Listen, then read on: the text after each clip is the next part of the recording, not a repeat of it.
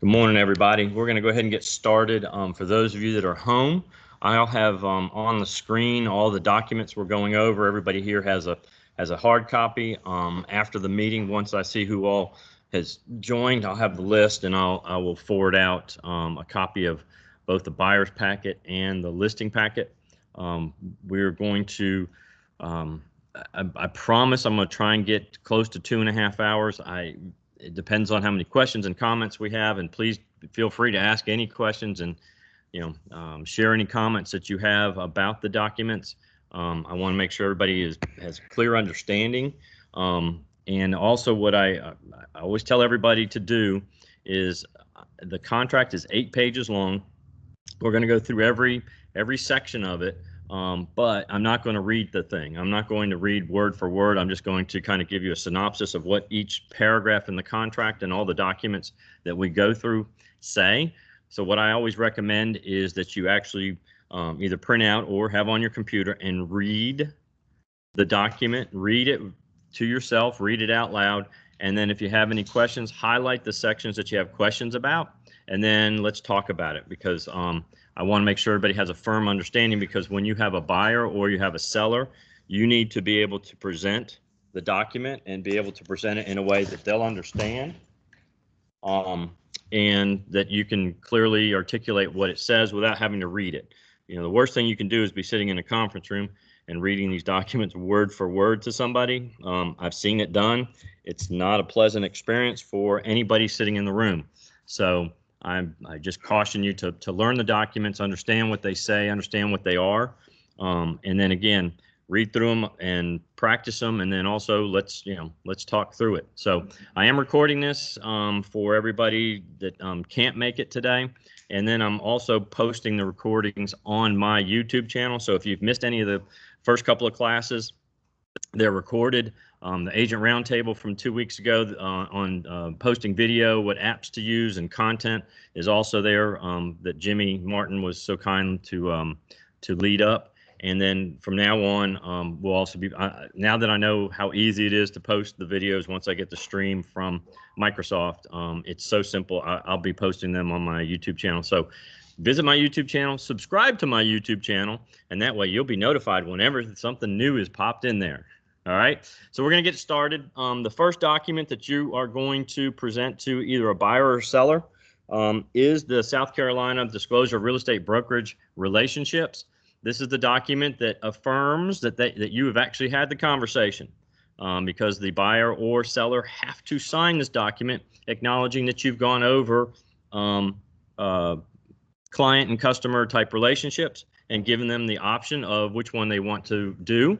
You'll have plenty other opportunities, as you'll see, to reaffirm this particular thing, because not only does the state of South Carolina want to make sure that you've presented this document, had them signed off and talked about agency, but the company and the National Association of Realtors also wants to make sure that you discuss agency, and the clients have to affirm and initial off on the contract and also on the buyer agency agreement and in the listing agreement. So there's plenty of times to double check and triple check to make sure that you've actually got this document. But knowing what I know about the LLR and the Real Estate Commission and the investigations, if there's ever a complaint or if they do a random audit of your files, this is the first document they are expecting to have presented. They want to see this document. And so you need to get it not only signed and dated, but you also need to save it. And I would always, every document you do, I would put on Homebase and have it in that folder so that you don't lose the paperwork and then don't have it for when and if we get audited or you get audited or have a complaint. So this document is, again, your opportunity to explain the difference between a customer and a client relationship. Hang on. Can you get that for me, Mark? Please. We've got a visitor coming. So you're going to literally present this at the very first substantial contact. Obviously, if you have somebody that calls you over the phone that wants to go see a house, or they are first talking to you about listing their house, this document is not something you're going to be able to present at that time. But at the very first opportunity that you meet somebody in person, this document needs to be gone over, and you need to explain agency and who you represent and who you are working for.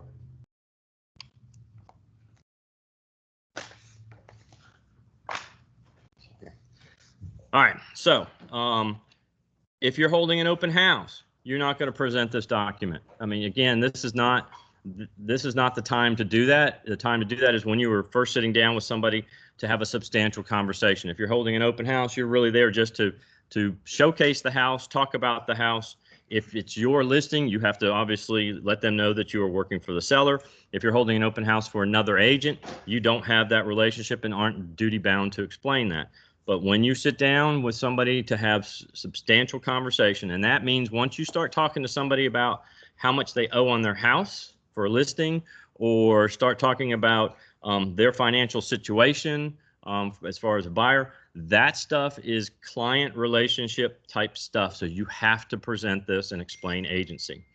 And the good thing is, if you do it right, a lot of times it's going to showcase you as a much more professional person than some other agents out there, because the way you should be explaining this document to somebody is, before we get started, Mr. and Mrs. Jones, I need to let you know that the state of South Carolina requires me to go over agency and talk about the difference between a customer and a client.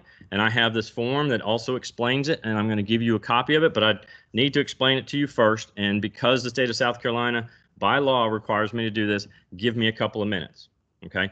Whenever you say by law, the state of South Carolina requires, licensor law requires it, you will set yourself apart from so many other agents who don't have that discussion. They don't talk about this document like they're supposed to. They wait till you're going to write a contract, and then they go, oh, and by the way, I need to, have you sign this document because you guys are, going to be a client of mine. That's not the time to do it. Before you go show houses, before you go on at the time you go on that first listing appointment, that's when you're going to discuss this form. That's when you're going to have them sign off on it. So again, be comfortable with this. Be comfortable with explaining that it's required by license law. That statement alone is going to get you a level above most of the people that they talk to, especially if they're interviewing other agents. This is your opportunity to set yourself apart, that you are professional and that you follow the law, because so many people don't discuss that. So you can see where they have to sign and date it. And it says in here at the bottom, it tells them this is not a contract. This is brochure been approved by the State of South Carolina Commission for use of explaining representation issues in real estate transactions and consumer rights as a buyer or seller. Reprinting without permission is permitted, provide no changes to modification made. These are all of the documents in this buyer's packet are not only on the printer copier here at the office in the paperwork folder, but also they're in zip forms. And for those of you that have asked, we are going to have a zip forms DocuSign form class, and that will probably be the next Saturday after Thanksgiving. I was going to do MLS CMAs, just depending on timing, we may get into that. If not, we'll pull that into the very last week when we're due listings. So, because we've had so many people ask for more zip forms training, so we're going to do that. The next document is the exclusive right to buy buyer agency contract. This is the contract between the client and us. And as you can see, it doesn't have your name. It has the company name, the broker's, not my name, but the company. So you're going to put their name. You're going to put obviously Coldwell Banker Realty. And then what kind of property are they looking for? I get very non-specific in purpose of agency, meaning in general description, if they're looking for a single family home, that's what I put. If they want something like I want a one-story brick house on a quarter of an acre, I don't care. I'm still just going to put single family dwelling. Okay.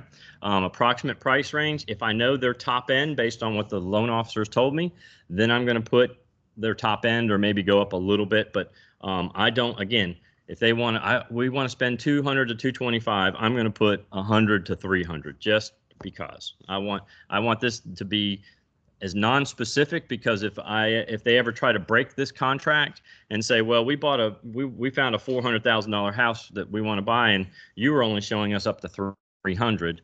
Well, that's what you told me you wanted to do, but then they changed their mind. So I get very non-specific. General location, Columbia metropolitan area. Richland County, Kershaw County, Lexington County. However you want to put it. Again, very, very loose on that stuff, because again, I don't want to give them a reason to be able to break this contract that I got too specific. Okay.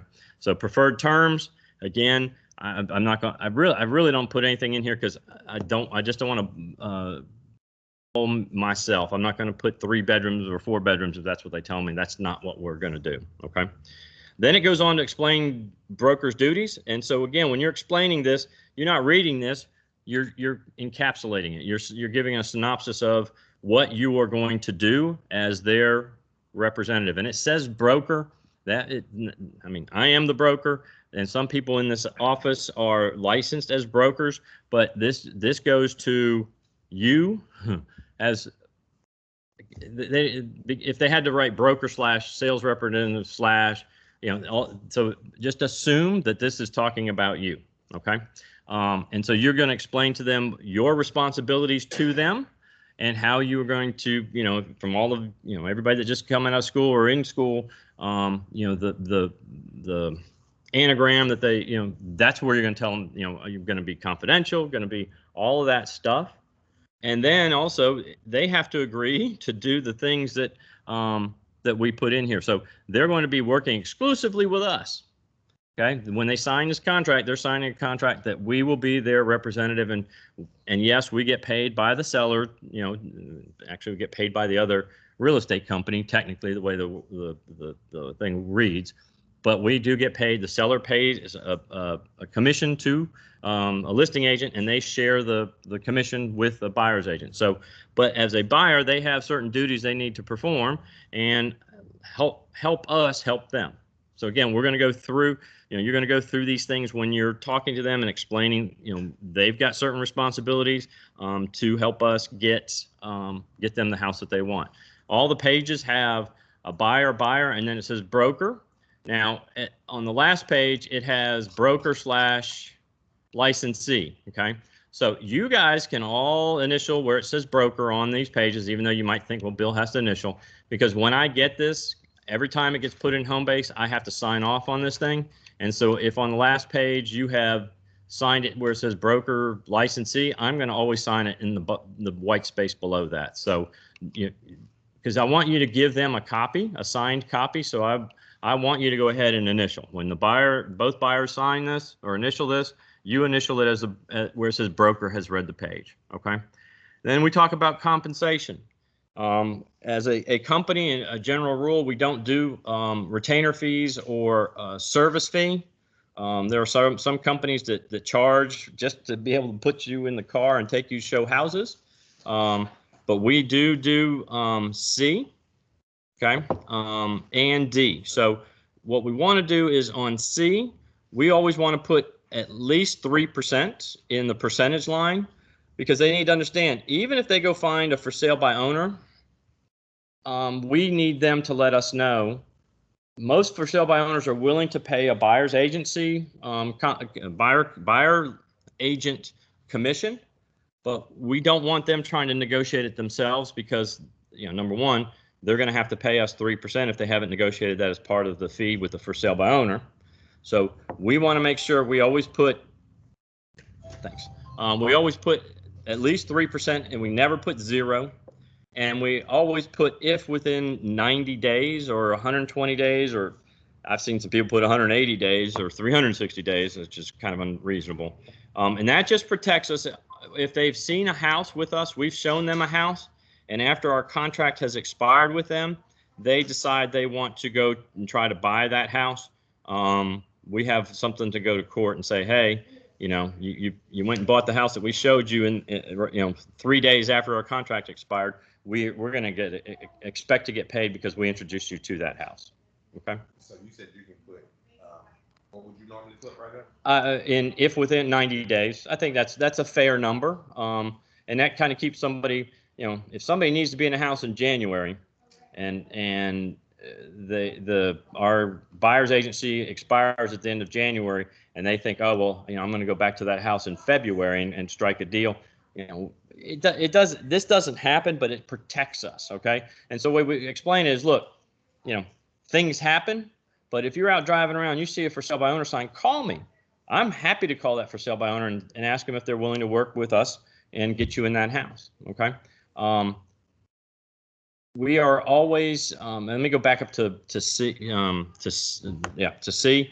That is C, I'm sorry. And then we also check D as well. Again, both of those we're going to we're going to ensure that we get paid. All right. And that's what this is all about, is making sure that you aren't cut out of a deal. I want you to get paid for your efforts and your time. And that's why they need to understand this is a contract. This is a binding contract. And that if they're out on the weekends and they go in a new home community or to an open house, they need to let whoever it is know that they are working with you. And I would give them some extra business cards so that they could give that on-site agent or an open house agent your business card to positively confirm that you are working with them. And the term of agency, this you just got to be, you got to ask questions, okay?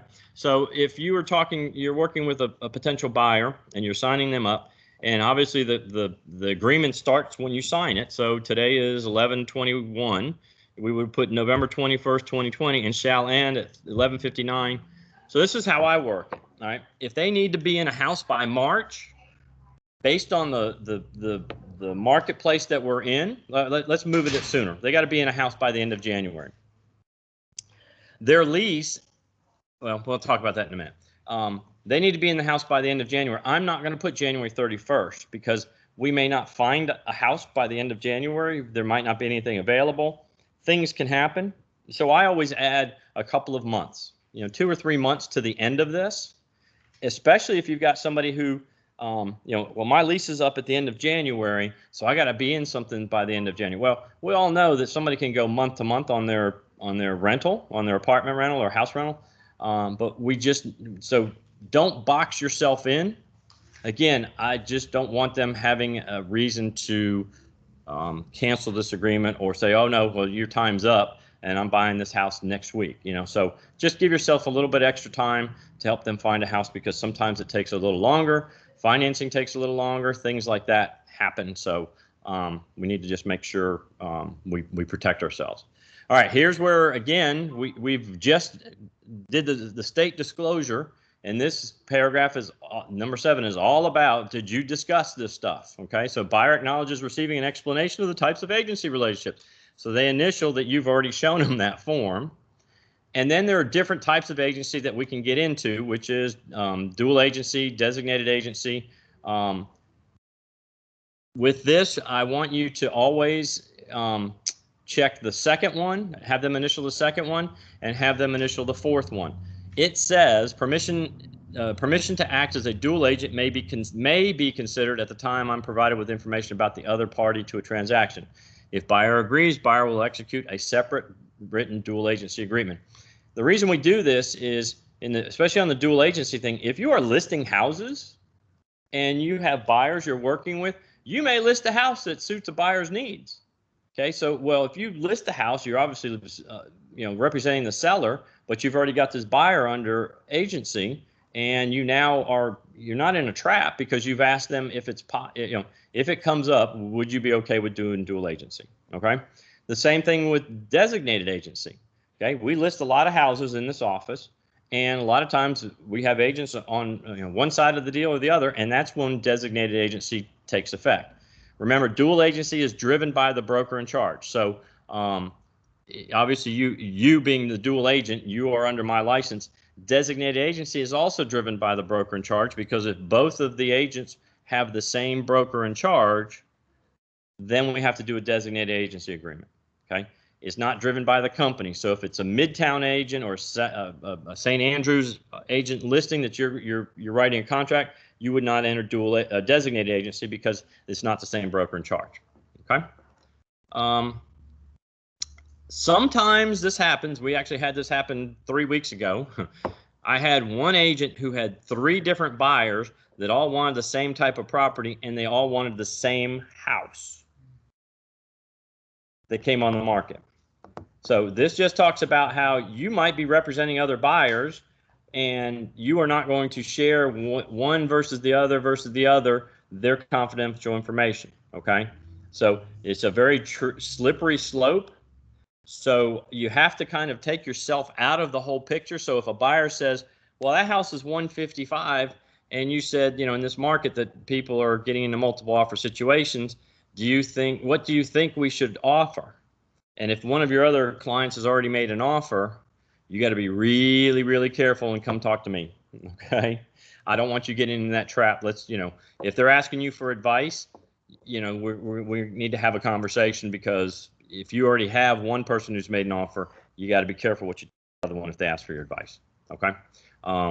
And so let's just have that conversation if that happened. We did have that happen, and anyway, the agent actually handed two of the buyers off to other agents so that they didn't get in that trap. Okay. This just, you know, buyer promises disclose to the broker whether the buyer has signed an agency with somebody else. So what, you know, the first question you ask somebody when you're getting ready to sit down with them and have an appointment is, are you working with another agent? Well, this other agent showed us a couple of houses. Well, then the next question is, did you sign any paperwork? Are you under contract with them? And if they say no, then you're good to go. If they say yes, then you say, well, then I really can't help you until that relationship has either expired or you've gotten out of that contract that you have with another broker.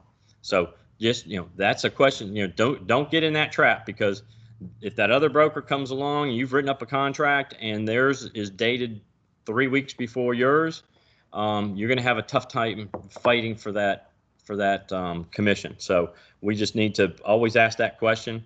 The next one, disclosure of buyer's identity. This really doesn't comes into effect every once in a while, but typically it doesn't. So you're going to put their name on the contract when you write the offer or on the purchase agreement. So you're always going to check the box does. The only time that really this comes into play is if you've got a buyer who wants to buy the next door neighbor's property, and the next door neighbor and the buyer don't like each other. Then there might be some other things that you need to do to not give the buyer's identity on the contract, and that's when they would say, hey, I want to buy this property, but I don't want them to know my name, because they won't sell it to me or it'll be an issue. So then we can walk through that. I've done it several times in the past, so it does come up, but it's not very often. We've got limited liability. This just explains that, you know, we're here to help them find a house and write a contract. But we're not going to be held responsible for things that are not our fault.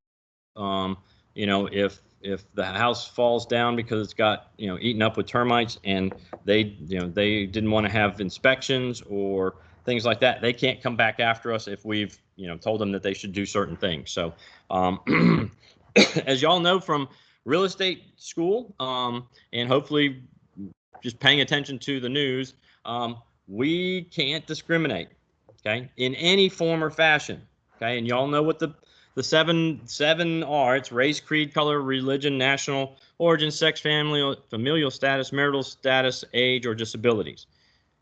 This happens, y'all, more than you actually realize. And I've had it happen to me, and it just freaked me the heck out, okay?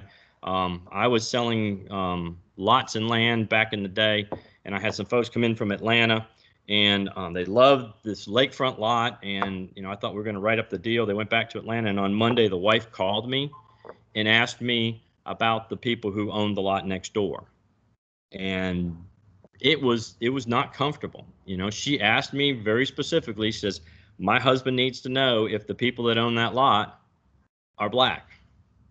I was a year in the business, y'all. I freaked all kinds of ways out. I said, well, ma'am, by federal law, I can't disclose any of that information. And she said, well, we're not going to buy the lot unless you tell us. And I said, I can't, one way or another, I can't tell you. I'm not allowed to tell you that.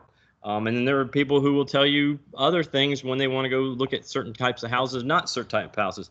You just have to be you got to be paying attention to this stuff like you don't even imagine. Like I said, I was not even a year in, and I got that phone call, and I handled it the right way, but it freaked me out that, you know, this was 1997, and I'm like, are you kidding me? I just blew my mind, y'all. And anyway, so you will have people ask you about certain neighborhoods. They'll want to know certain things. Well, you're not allowed to discuss it. Okay. You are not allowed to go into that stuff, and make sure you just don't talk about it. Okay. Because you just never know who the person is that you're talking to, especially you get the HUD and the fair housing people. They make test calls to people.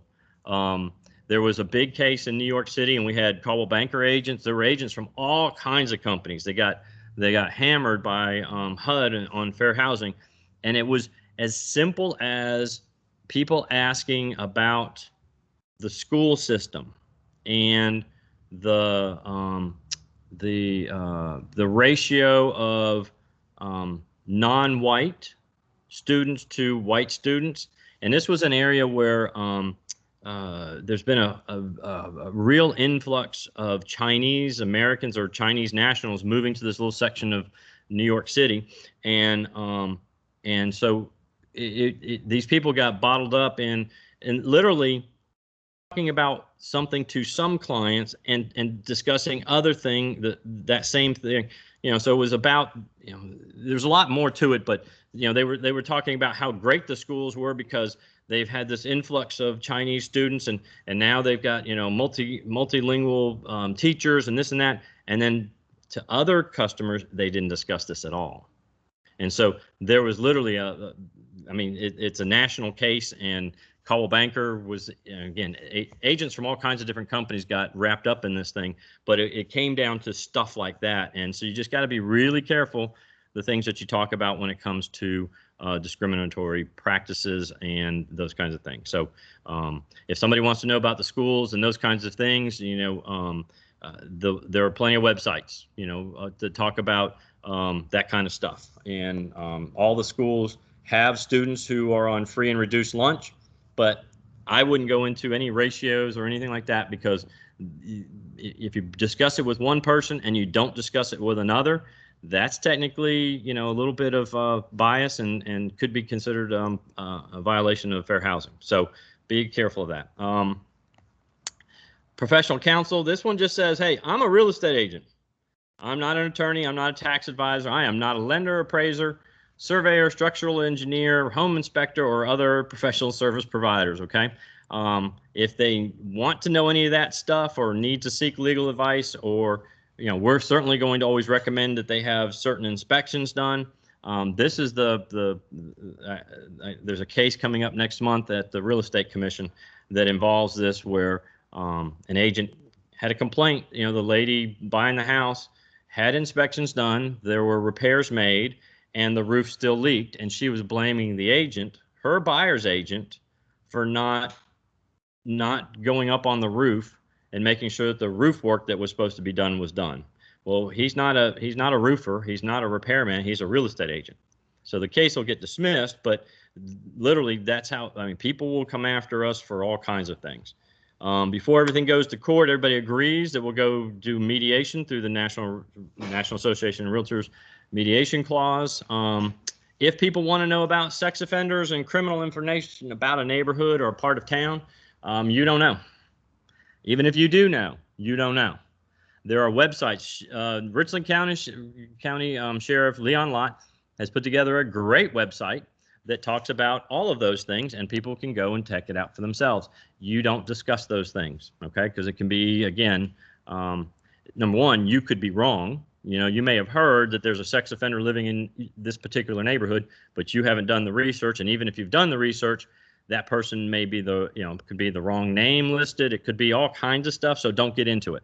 And this just tells them, hey, if we're not responsible for obtaining or disclosing that information, but you can go and check it out. And like I said, Richland County Sheriff Leon Lott has a great website to go find that stuff out. Again, this agreement is the whole agreement. There aren't any side deals. We're not giving any kickbacks. We don't promise anything beyond what isn't written.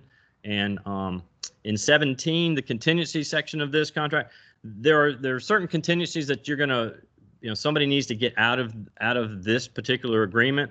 And they go some of them are things like they're coming to interview for a job with, let's say, Blue Cross Blue Shield. And if they get the job, they're moving here. If they don't get the job, they're not moving here. So that would be a contingency for them to get out. If they tell you we're going to buy a house, but we've got to get money out of our 401k, and as long as we can do that without any trouble, we're going to go through with this. So you could put those kinds of things in this section so that they know that they can get out. Also, we've had people who don't want to sign this agreement. You know, somebody's driving through Columbia and they're spending the weekend, and they're from Missouri, and they don't want to be tied down for 6 months with you because they don't know if they're even going to move here. The way you do that is in the time frame that we did above, and then in here you put that all parties agree that we're doing a 1 day or a 2 day buyer's agency agreement. However, if the buyers decide they want to buy one of the houses, you show them, if they moved here and if the house is still available, that you will be their agent. That way you get around that whole thing. They don't want to sign because you have to, you can go open doors for people. The problem is if you don't have this signed, you're not guaranteeing that you're going to get paid. And that, again, that's what all of this is about, is making sure you get paid at the end of this thing. Okay. So just keep mindful of that. But we want them, if they're not comfortable signing this, say, look, you pulled up 6 houses that you want to go see. This agreement is contingent upon if you buy one of those 6 houses. Okay. And that way you get something signed just in case. Okay. And they know that they're under contract and you're going to get paid. And that's why they give you so many lines here if you need to fill out lots of contingencies. Everybody agrees we can do faxes. Oh my God, nobody's doing faxes anymore, and or email to do stuff. Okay. If get there, and this is one, do me a favor and help me help you. Okay. In this last section where you have them sign and date and they get your email and phone number, get their address as well. Okay. Because what'll happen is if you go out of town or if you are incapacitated and you're at the hospital and you're in a coma and you're not working with somebody else, I don't know who you're dealing with. And the only way I can get a hold of them is through the means of the email and phone number that you put in here. Don't leave those blank. If something happens and we've got to get a hold of them and you're not available, I need to have some way to find them. Okay. And then again, you're putting, the company is, Coldwell Banker Realty, and then you can sign it. And like I said, I always sign. I have some agents who DocuSign this thing to me when they're filling it out to present to a buyer, and I'll DocuSign it. So whatever makes it easier for you, feel free to do that. But please sign and initial that so we can get that rocking and rolling. All right, Coldwell Banker and Realogy have lots of partnerships across the country. In the Carolinas, we are our preferred mortgage company is Guaranteed Rate Affinity, and we have now it's Realogy Insurance Agency. They just changed the name. This form will get changed, y'all. So forms are always changing. But we have certain other companies that we have partnerships with, and we want to let them know that if they want to take advantage of some of these partnerships, that these companies are available to them. They are not by any means required to, but if they are interested in working with our guaranteed rate people, Castle, we just have to let them know that we have partnerships and that they acknowledge that we've told them that we have partnerships, and if they want to avail themselves of it, they can. They are not required to, and that's what this document says. This one's just short and simple. Hey, we've got some companies that we can help you with warranties and mortgages and insurance, those kinds of things. So if you want to, if it's something that interests you, I can put you in touch with the representative from those different entities. And thank you for signing and dating this so I can have it in my file. All right, so let's talk about the purchase agreement or the contract of sale that was revised December of 2016. This thing will get modified, I think, again next year. So when I say documents change all the time, y'all. When I first got in the business, this document was front and back on a legal size piece of paper, and now it's 8 pages long. So, and it's 4 additional pages for the contingency agreement. So, the first biggest thing at the very top, if the buyer or seller is a licensed real estate professional in the state of South Carolina, they need to acknowledge that with a big old check mark in one of those 2 boxes. The date that you write the contract is the date that we are entering into. Okay, so not when you first started working with these people, but the day you actually sit down to write this up. Then we need their legal name. Now, let's talk about this section because it gets a little confusing sometimes. The loan officer wants to see whoever's going to be on the loan. So if you have, if the wife is, you know, the VP of the regional VP for Blue Cross Blue Shield, and the husband is not going to be on the loan because he's a stay-at-home dad, or, you know, he just started a new job and won't be part of the loan, you're only going to put the person who is on the loan in this line. Now, if they want it in the house in both their names, there's a separate section that we're going to fill out that part. But as far as whoever the buyer is that's going to be on the loan is who the lender wants to see. So that's, you know, again, we need to have conversation with them and the lender. So that's why we, you know, we don't put anybody in the car or meet anybody showing houses until they've been pre-qualified for a loan, and we find out how much they can actually afford to buy a house for and all that stuff. So we will know who's going to be on the loan, and we can put that person in here.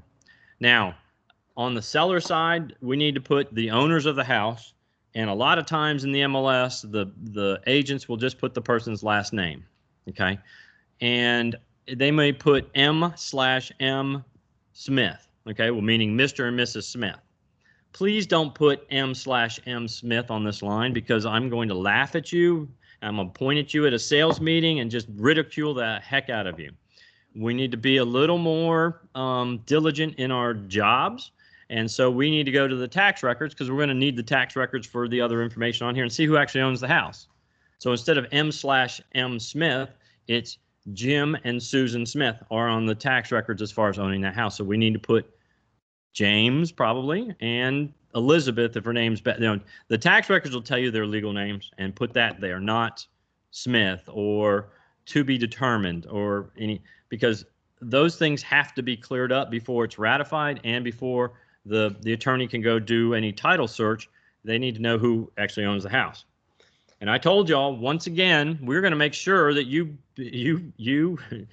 went over the brokerage relationships form, and we get to have them once again initial and date that they've seen the form and that they are a client or a customer. Obviously, we don't deal with customers because we can't get paid by a customer, get paid when we have a client. And then when the seller agent presents it to the seller, they are going to do the same thing. So you don't touch the seller section. That's on the other side. All right, so when we talked about pulling the tax records, this is where we get all the information that comes in under the property. To help the attorney's title search agency, it's helpful to pull, if it's in the tax records, the lot number, the block, the phase, and the subdivision. You know, sometimes subdivisions are large and they have 3 or 4 phases and they have different lot numbers and block. So fill in as much of that information as you can, along with obviously the address, the city, and the zip. It's assumed it's in South Carolina because they have the state of South Carolina at the end of this. And the TMS number is the tax ID number, y'all.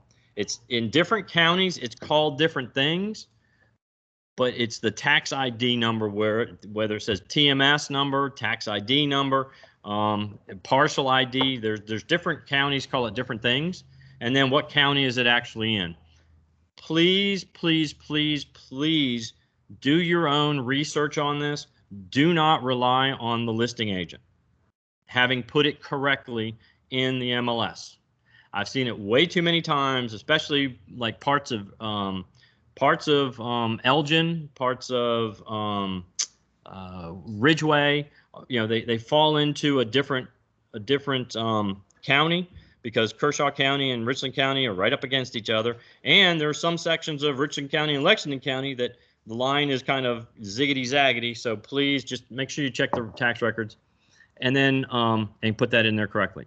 I'm going to skip the purchase price because I always like to know the full picture with my clients before we put a purchase price in here. Because if the house is a $195,000 and we're going to offer $185,000, and then we're going to want closing costs and we're going to want a warranty, and we want all the pool furniture, I'm going to make a case to my clients that we make a more reasonable type offer. So I don't ever want to put a purchase price in here until I know the full story. And I may already know the full story because we've already talked about it. But if I don't know the full story, I'm going to wait till I finish the contract and go back to the purchase price based on the different factors. Okay. All right. Earnest money today is different from what earnest money was just a year ago. So most of the time, and I would say 99.9% of the time, we're going to put 0 in earnest money on the first line. And we're going to put whatever earnest money that they're willing to put up. And I tell everybody, whatever's comfortable for my client, but understand the more expensive the house is and the more activity that there is on a house, the more earnest money they're willing to put up, the better. Okay. So instead of 500 or 1,000, sometimes 2,000, 2,500, if they can swing the number. Okay. And depending on the type of loan, you'll be able to figure out if they're doing a conventional loan, putting 20% down on a $200,000 house, that means they got to come to the table with $40,000 plus. They've got the money to put down as earnest money. And at the end, where it says to be delivered on or before, most agents today, and this is why I said the form is going to change. This is the smallest line in the entire world, because we are now putting things that say something within 48 hours of contract being ratified. You can't fit that in that little space, so you're going to write it above and below that block as best you can, or type it in if you're doing it on zip forms, because the next line where it says earnest money to be held in trust by is going to be the closing attorney. Okay. As Coldwell Banker, we no longer hold earnest money.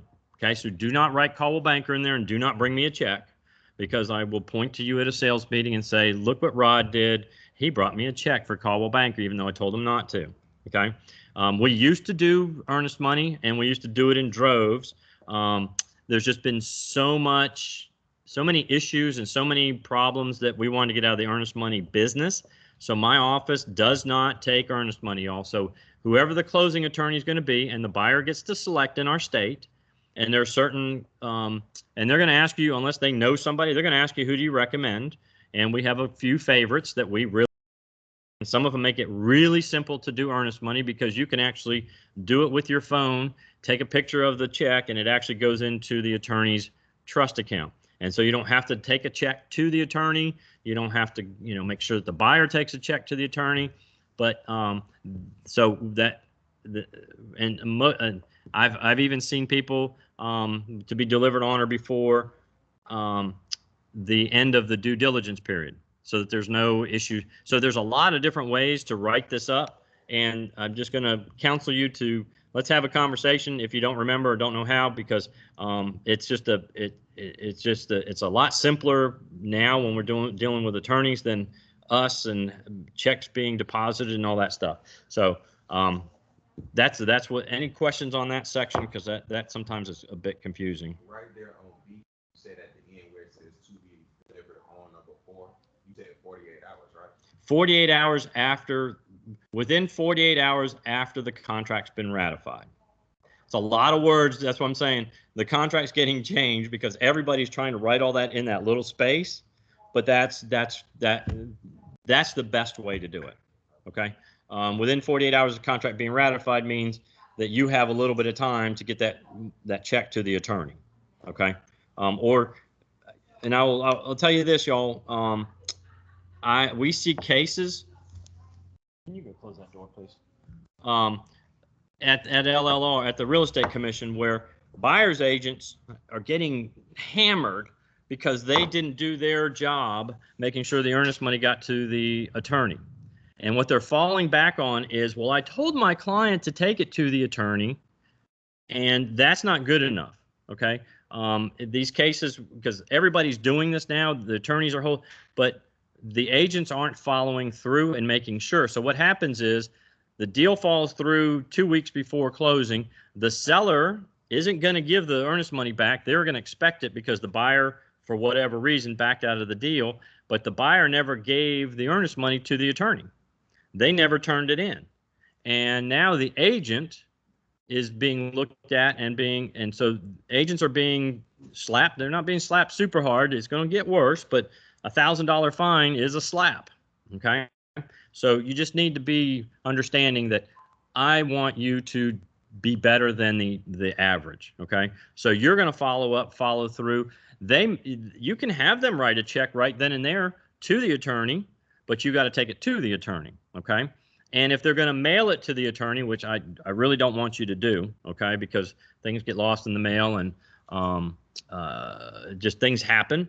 But if they do, they need to make sure that they have a little letter in there telling the attorney what it's for and what property it's for. But I personally am not a fan of letting the sellers send a check, okay?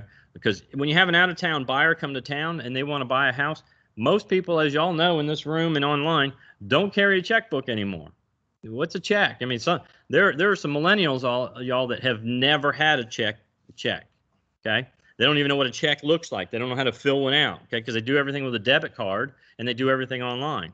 So they can certainly wire the money to the attorney for that. So you can have the conversation with the attorney and the paralegal on how to do that. But it's just a whole lot simpler with a check. And again, there's a couple of attorneys that we do business with that now have apps that you can download the app on your phone and literally deposit the earnest money check straight into their account from your phone.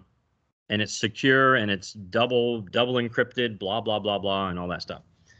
The next section just talks about what happens to that earnest money, okay? And I always make fun of it, and I tell my buyers, hey, look, I'm not keeping the earnest money. It's going to the attorney. So me and the attorney can't go to the Bahamas and go fishing with your $2,000. Okay, it goes into a secure or escrow account, and nothing happens to that money until the deal gets consummated or the deal falls through. Okay, and there are different triggers in the contract that will guarantee that the buyer should get their money back. But I don't go into big detail. I just tell them it's going to be held securely. Nothing happens to the money till the deal consummates at closing or the deal falls through for whatever reasons, inspections, financing, those kinds of appraisal, those kinds of things. All right, so I talked about waiting to put the price, the offer price, until we had some information. And this is one of the things that we need to consider when we're putting in an offer, okay, is transaction cost. Typically, most buyers need a little help with closing costs. On a typical loan, you're going to see between 2.5 and 3.5 in closing costs, bank fees, attorney's fees, all the different insurance, all the different things that are included in a closing. And so you need to have the conversation with the lender, okay, and asking them, how much can we ask for and how much do we need? And those two numbers are different because some loan types will allow you or allow the buyer to ask for as much as 6% of the sales price for closing costs. Well, that's on a $200,000 house, that's $12,000. On a $200,000 house, the closing cost should be no more than $5,000. So for you to ask for $12,000 in an offer on a $200,000 house, number one, the other agent's going to laugh at you, and they're going to point to you at their sales meeting and say, you know what this Coldwell Banker agent did? Blah, blah, blah. That's why we ask the lender, how much do we need? Because they know, they've run the numbers, they know exactly how much closing costs should be attributed to the buyer side of the deal, okay? Because they have all the numbers. And what I always do is if they say they need $4,237, I'm going to round up to $4,500. If they need $5,200, I'm going to round up to $5,500. I'm always going to give my buyers a little cushion, because even if they don't need all that at the end, the seller keeps the additional amount. So I just want to make sure we don't come up short, because I don't want a buyer, the day before closing, when we get the closing disclosure, or 3 days, I'm sorry, they have to get it 3 days before closing, and they're short $1,000 because we didn't ask for enough in closing costs. And guess what? They don't have the money because all their money is going into their down payment of whatever it is for. So just always make sure you cover at least what by a little bit, not a lot. All right. The next part talks about what kind of financing are we doing if we are doing financing. So if they're a cash buyer, then the deal is not contingent upon financing. Okay. If it is, most deals today are contingent on financing. So we're going to mark the box that says is. And again, one of the things they're going to clean up on the next contract, that is closer to is not than it is the is, which is so funny. But just make sure you check the box, because we need to protect the buyer. Because even if they got pre-qualified and you went out and took them out, then once the lender does the deep dive and realize they have a bankruptcy from 4 years ago, they're not going to qualify. They find out that they own a couple of cars and their monthly payment for their cars is over $1,200 a month. That kills their debt to income ratio, because they don't necessarily get into the deep dive on the pre-qual. So just make sure you cover your buyer by checking that it is contingent on financing if they're going to get financing. And then you need to tell the other side what type of financing. So again, this is where we have the conversation with the lender. What kind of loan are we going to be doing? And as you can see, there's conventional, FHA, VA, USDA, South Carolina Housing FHA, South Carolina Housing Conventional, seller financing, cash. Then we check cash, and obviously there is no financing requirement. And then other, I don't know that they've covered all of them in here. I don't know that there's any others right now, but sometimes you get somebody that gets some kind of squirrely loan. So the buyer has, as we said, buyer has some obligations, okay? Obviously, if they've been pre-qualified before you take them out, which we want to do all the time, we've kind of already established the application for a loan within the 5 business days after the deal's been ratified. But most of the times when somebody gets pre-qualified, they still have a ton of things that they have to do for the lender, like check stubs or their pay stubs, their bank account information for the last 2 months, their tax returns for the last 2 years. Any of those kinds of things that the lender needs to see, the buyer needs to giddy up and go and get those things done. So this just explains their obligation to get that information. Once, if they get notification that they can't get a loan, that's when, right then and there, you need to let the seller's agent know, and you need to provide that documentation so that we can get out of the deal and get the buyer back their earnest money. As you can see, there's lots of, again, little additional lines that you just need, again, go through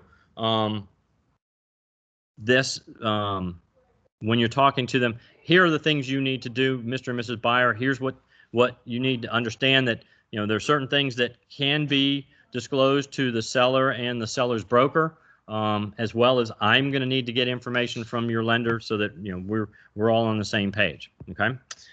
Seller financing really doesn't come into play much anymore, but if it does, there's a section about that. If it's a cash transaction, they have to provide the information to the seller that they actually have the money in the bank. And here's what I tell everybody: if you're going to do a cash buyer, get that letter before you go out, and you explain it to the buyer. Look, in the market as hot as it is, and houses selling in hours, and multiple offers, and all of that stuff, if we wait to get the letter from your bank that you have that money, you have the funds available to buy the house is going to be gone. Okay? And you as a cash buyer, you are the number one. You put you in the number one seat in a multiple offer situation, above all other types of financing. Conventional is number 2, FHA is number 3, and VA is number 4, and South Carolina Housing and USDA loans is number 5. Okay, I think I said 5. Yeah, but cash is number 1. But if you don't have a letter or something from the bank saying they have the funds, yes, you have 5 days to provide that according to the contract, but having that up front and sending it with the offer puts you in 1A, absolutely 1A. And all they need is a letter from the bank. I had somebody that walked into I was selling new homes and out in a development out here in the Northeast, and I had a family come in on a weekend. I'm at the office, and I hear somebody pull up, and it's one of those 1970s 6-seat family vans pulls up. Man and wife and 4 kids get out of the car, and they come in and they want to go look at houses. And I said, well, what's your price range? And he said, well, we really don't want to go over 500,000. And he explained to me that he's a minister of a church, and I'm thinking to myself, this church must be really, really nice for him to be getting a $500,000 house, right? Well, it turns out that his nephew, now this is 1999, I think it was 1998, 1999, and his nephew had just signed a record deal, and I don't remember his name. I apologize because it's been so long, but he had just signed, and he was one of the up-and-coming hip-hop artists that he signed a multi-year, multi-million-dollar contract, and he gave his mom and dad $1 million, his uncle, who's the minister, $1 million, and one of the other siblings of his parents $1 million. He had $1 million in the bank, but we needed proof for the builder when we wrote up the contract. And I said, I just need a letter from the bank saying that you've got the funds to buy a $500,000. He actually found a $450,000 house. He came in Monday morning at 10 o'clock, and he didn't get a letter. He got a transcript of his account from the bank, and it had all the information that we don't want to put out there. You know, his name, his bank. Back then, they didn't X out the account number, so all of that was on there, and there was one entry, and that's it. And it was 1,000,000,000.00. That's what he had. That was his proof of having funds, was a bank statement for $1 million. Now, I represent the seller, okay, and he's coming in, and in my mind, I'm thinking, you're crazy to put this money into a house. You should be putting the $1 million to work for you and your family and get a loan to buy a house, because loans are so. But anyway, that's not my job. But that's how he proved that he had enough money in the bank to buy a $450,000 house paying cash. So we don't need that kind of information, but we do need a letter saying that the seller, the buyer, has the funds to make a purchase up to whatever. Okay, from the bank. Some banks are good about doing it. Some of them are a pain in the butt to do it. But any which way, we need to get that done. Appraisal contingency. If there's a loan being done on a property, any kind of loan, the bank's going to require an appraisal. So we need to make sure that the contract is always contingent upon appraisal. Because if the house doesn't appraise, then we have options to try to renegotiate, back out of the deal, all kinds of different things. Okay, and in the market that we're in, y'all, because it's so hot and heavy, and getting multiple offers, and people bumping, a $200,000 house, the high bid winner is $220. Well, is that house going to actually appraise for $220? Uh-oh, my battery's going dead. Do you have your cord, Jackie? Your cord for your computer? Mine's an Apple. Oh, Sandy, do you have your cord? I forgot. I left it at home again. I'm sorry. My battery's getting ready to go dead, y'all. So I gotta plug in. I'm sorry. We did this last week, and you'd think I would remember that. So appraisals, even on a cash deal, I would recommend that they put in that it is contingent upon an appraisal. But sometimes a cash buyer is like, look, I'm going to buy it anyway, and Think it'll work? No. No, it's not. That's the wrong kind. No. That's not good, y'all. We're going to take a quick pause. Let me pause this thing and see if I can get something to power this thing up. So be right back.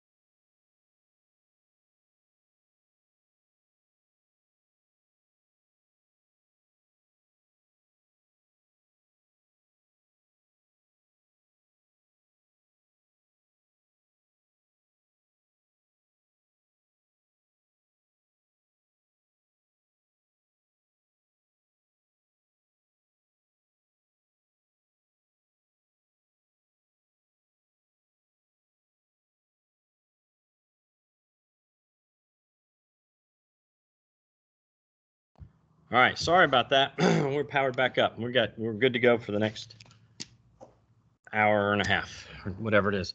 All right, so we stopped at appraisals. Appraisals are important. Just if it's a cash buyer, you know, $350, $450 in my mind is well worth making sure that the house is worth what they're paying for it. Even though you've run the comps, you know that the house is probably priced right where it needs to be, or maybe at the high end. Having an appraisal done just gives you more ammunition in case you need to renegotiate pricing. So I like making sure that the appraisal is, you know, we talk about that even with a cash buyer. Section F is for the seller. You don't need to worry about that, except they just need to make sure if they have a mortgage, they check that off. Now, date of closing. This is, again, where you've had a conversation with loan officer, and you've got to give them enough time to process the loan, okay?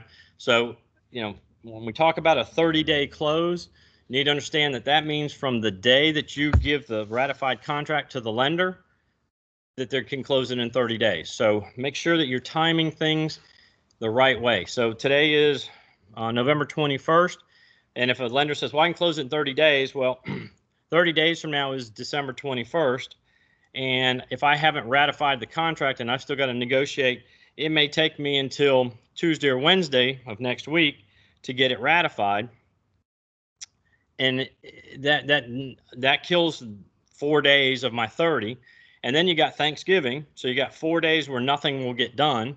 So you've lost 8 days of your 30. Now you're asking for a lender to not only turn the loan in 21, 22 days, but also get the appraisal in and get your buyer to get all their documentation in. So all of that stuff is really not reasonable. So if I were writing an offer today on the 21st, I would be looking at trying to close on December 30th, December 31st. But I'm going to give you a couple of tips and tricks. When you are scheduling your closings, schedule them for morning time. When you're scheduling your closings, understand that everybody closes the last day of the month, and not only the lenders, but also the attorneys are just swamped. So I'm always going to try to do a day or two before the end of the month, and I'm going to try and stay away from Fridays. And here's my anecdotal story just to share because I can, and I'm leading this class. Having a Friday afternoon closing, especially with a new home construction builder, in the contract it says later on, conveyance is determined when funds have been conveyed to all parties. So the sellers have to get their money before they are required to give the keys to the buyer. The builders in this town will not give you the keys until the funds hit their account or the attorney's account, okay?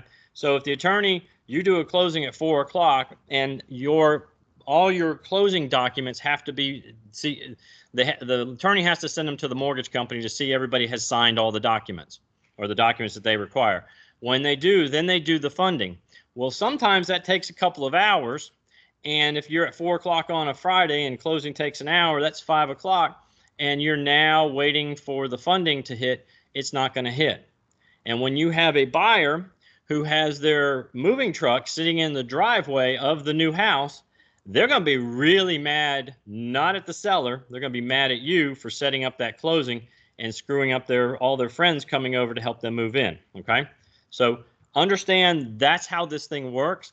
My target was always Tuesday, Wednesday, Thursday mornings before noon. Because if it's a dry closing and the funding hits later on, it'll be later in that day. And your buyers are still going to get to move in on the weekend. Okay? Doing it a couple of days ahead of the end of the month and doing it during the middle of the week, doing it in the mornings. I would do it 10 or 11 o'clock because I want to do the final walkthrough at 8 o'clock in the morning. Back in the day when people had to go to the bank and get a cashier's check for whatever they had for down payment, now they wire the funds ahead of time. So, you know, they're going to go and wire whatever it is they're required on their side of the deal the day before or maybe 2 days before to the attorney. And that way that's already been taken care of. So if you've got an 11 o'clock closing and you do a 9 o'clock walkthrough, you've got enough time to get to the closing and do all that stuff. So I'm always going to schedule my closings 11 o'clock, 11:30, 12 o'clock. I don't want to get late afternoon because that's when you can run into things with the funding not hitting until the next day. So when I talked about whoever's on the loan, this is where I get to tell the attorney we want the deed prepared in the name or names of. And so if both partners, both significant others, y'all, I say couple all the time, but you guys understand what I'm talking about. Okay, if a husband, wife, or husband, whoever it is that's buying the house together want to be on the deed, this is where you put both their legal names. Okay, and the attorney should make sure they see this section, because sometimes they pay attention to the front page and not to this page. So whenever I get to closing, whenever I see the documents ahead of time, I'm going to make sure that they have it correct. And if you were, some of the real estate schools talk about it, but some of them don't. I'm always going to suggest that they do it with a joint tenancy with a right of survivorship. And that just means that if, God forbid, one of them should pass away, the house automatically goes to the spouse's name, and it doesn't have to go through probate, and they don't have to worry about siblings and kids and all that stuff as far as who owns the house. It's just, to me, it's a smart move.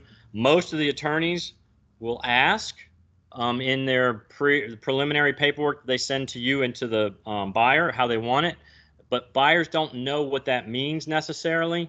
And so I always like to explain it to them, because every house and every time I refinance, we have to do a deed, and it's always with JTROS, which is joint tenancy with the right of survivorship. And I always want to make sure the attorney knows that as well. So we put their names on this and their legal names on this line along with whenever we're going to close. We want possession at closing. They got the boxes on the, again, y'all, just the boxes are never exactly where they need to be on these forms, but you're going to have them initial and date and saying that they want to take possession at closing.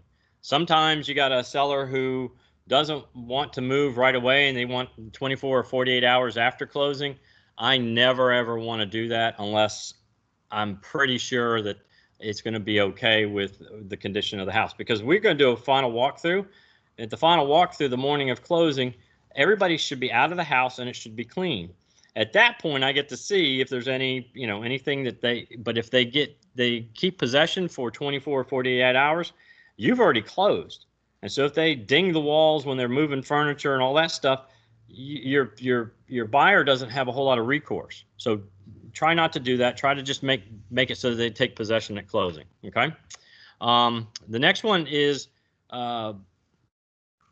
this is really confusing, because I have a lot of experienced agents that say, well, we've got an automatic 5-day extension. If you read B, it says if buyer has provided written loan commitment without additional conditions, or in a cancellation transaction, buyer has met the terms and conditions of paragraph 6D, which they've shown that they have the money, but has not closed within the stipulated time limit of this contract, both parties agree to extend this contract for a period not to exceed 5 business days from the original closing date. Not everybody, I shouldn't say that. A lot of agents think this means that no matter what, you have an automatic 5-day extension and everybody agrees to it. That is not true. Most of the time, closings are delayed because there are issues on the loan commitment. And you see it says written loan commitment without additional conditions. Okay. Sometimes the lender's trying to verify employment of the person. They always do it, within the week of closing, or they need, some other document. Well, they don't have a loan commitment because they still have additional conditions that have to be met. So you can't get an automatic 5-day extension. You need to do a regular addendum to cover yourself and make sure that you do that. So just if somebody says, well, we've got an automatic 5 days, no, I don't have a loan commitment from you, especially if you're on the listing side and you have a buyer's agent that says, well, no, in the contract, it says we have 5 extra days.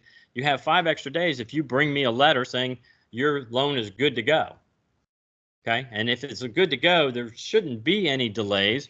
But sometimes on the attorney side, when they do title search, they find a cloud on the title from 3 owners before because somebody died and it didn't get properly recorded and all that stuff. So sometimes you need to delay because of that. Well, that obviously, the loan commitment's there. You can do that automatic 5 days. So that's what that covers there. Shoot. Right of the buyer to inspect and reinspect. This just puts everybody on notice that the buyer has the ability and the right to have inspections done at their expense. Okay. They have the right and the ability to reinspect after any and all repairs have been made by the seller. And you have the right to go check the property before closing and make sure all that stuff is correct. Okay.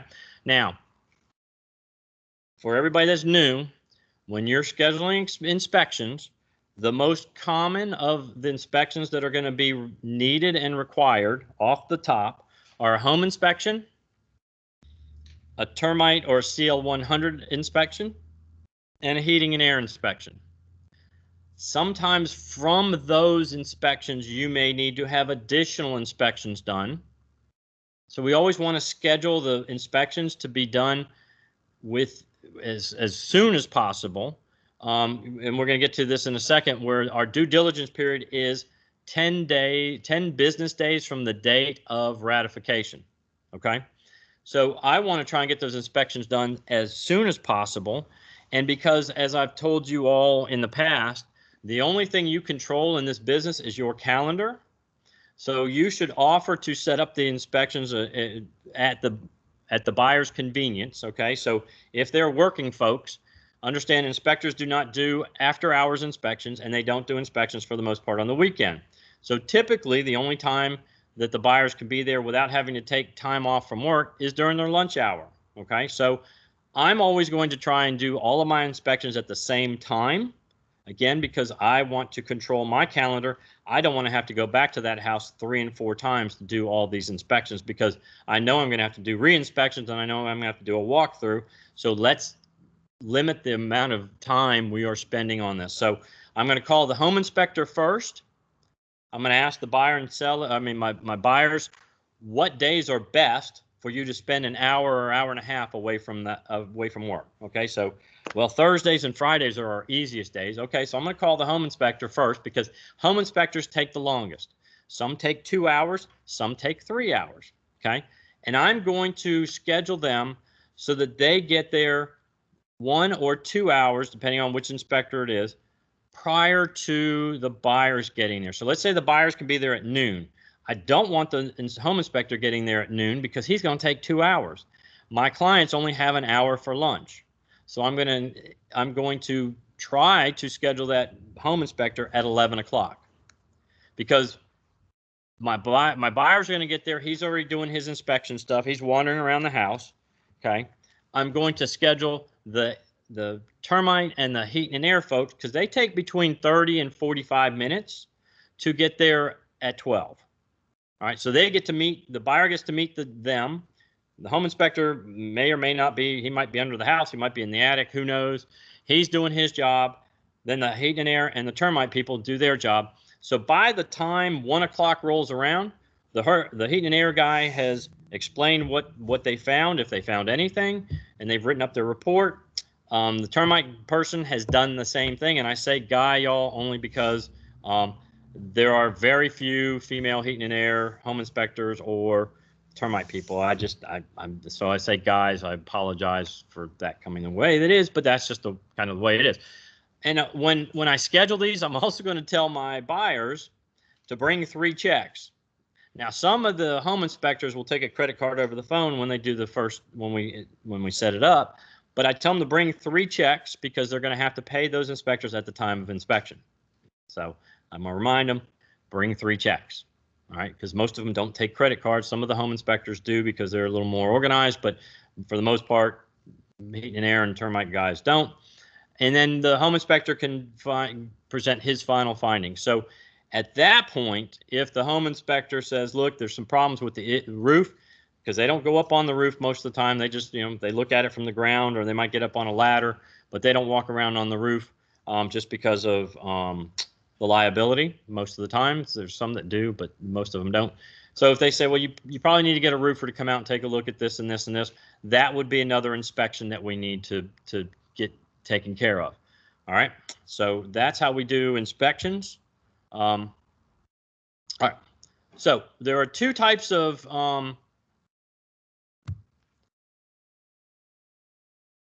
due diligence in periods that, well, I should say, I'm sorry.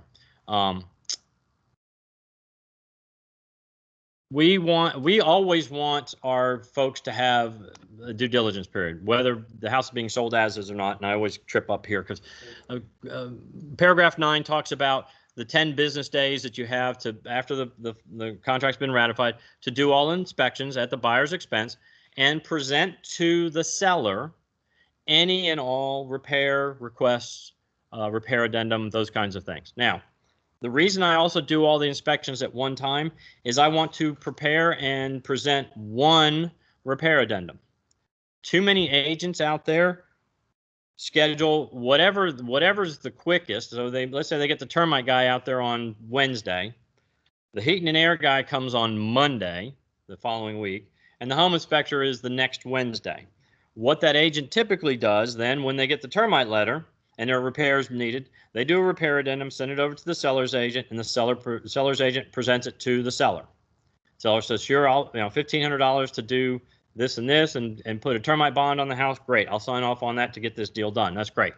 Heating and air guy comes out on Monday, and a couple of things need to be done. New capacitor, new something, some flow switch, something, and it's $850.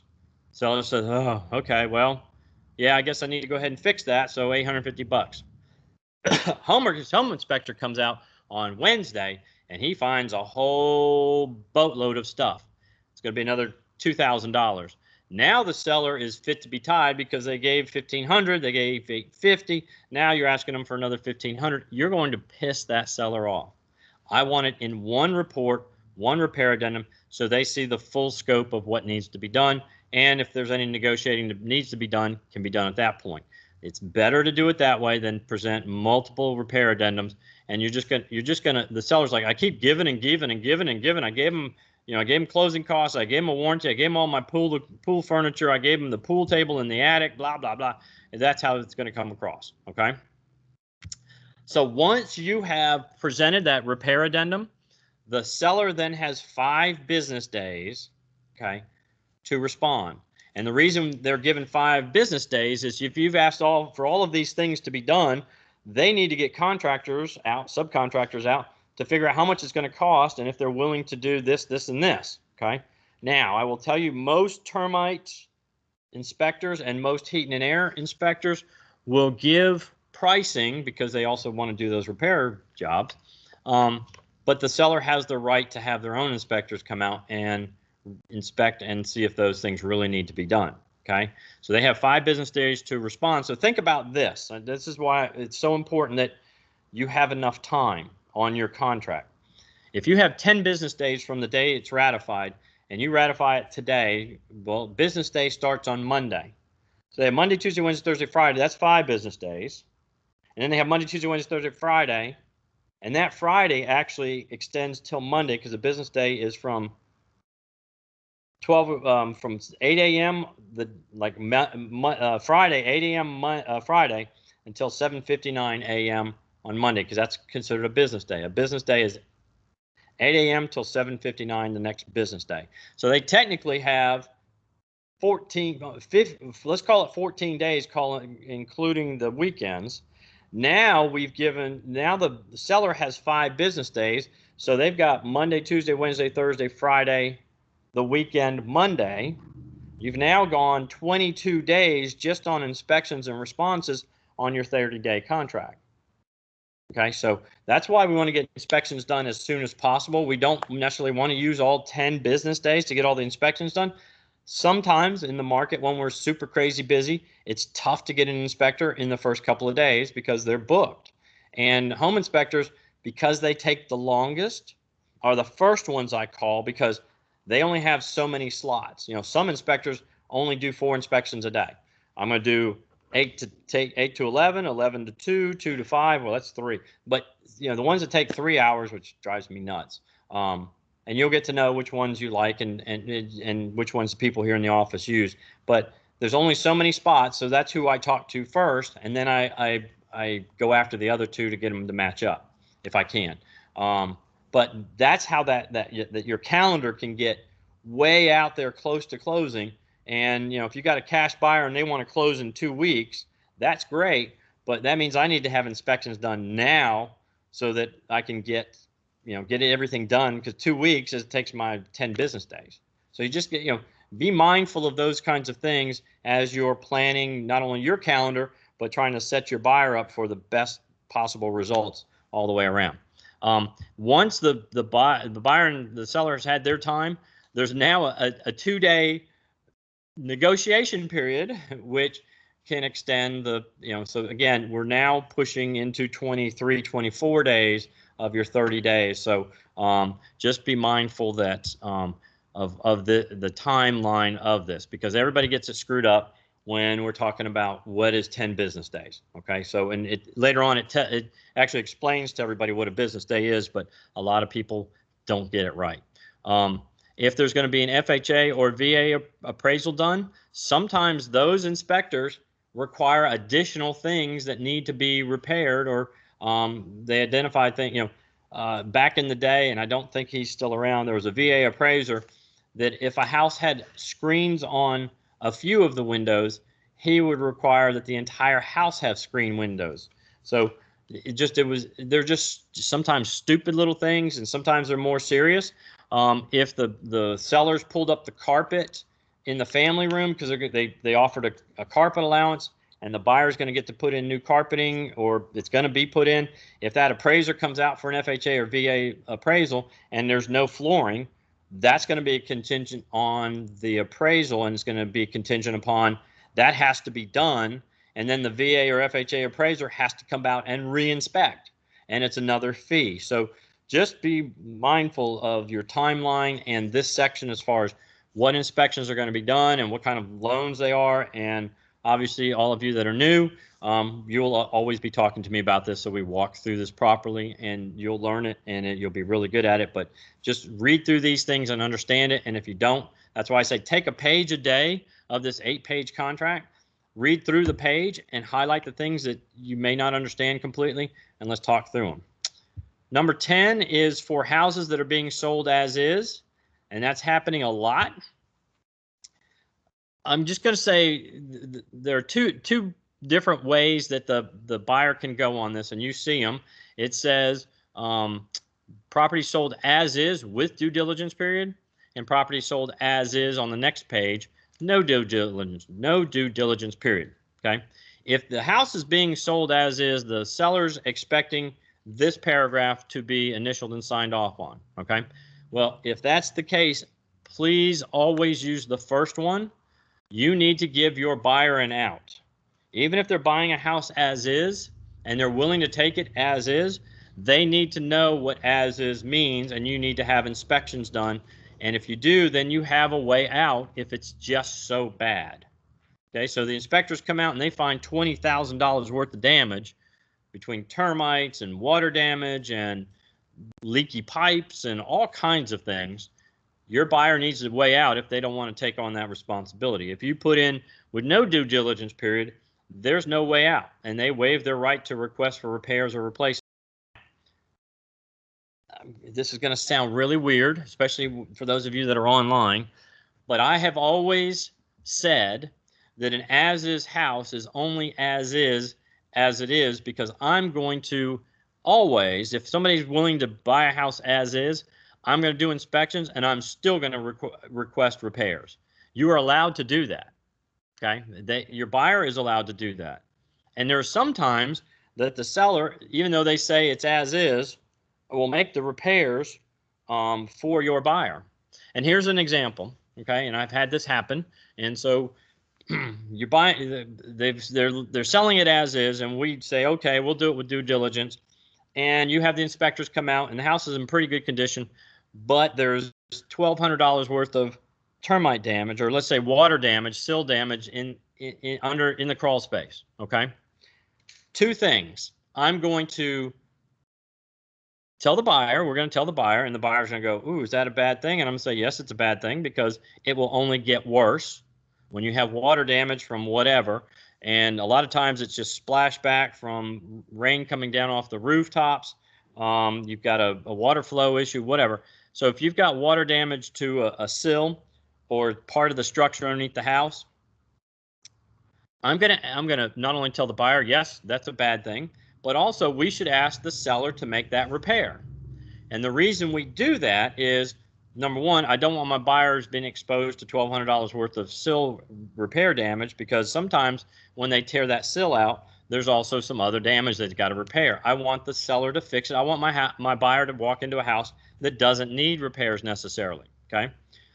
Well, when I do that, I'm sending a copy of the report to the seller, okay, and the seller's agent. I'm sending it to the seller's agent. He has to present it, or she has to present it to the seller. Once we've done that, the seller could say, no, I'm not making that repair. And the buyer can say, well, if you're not going to make that repair, I'm walking away.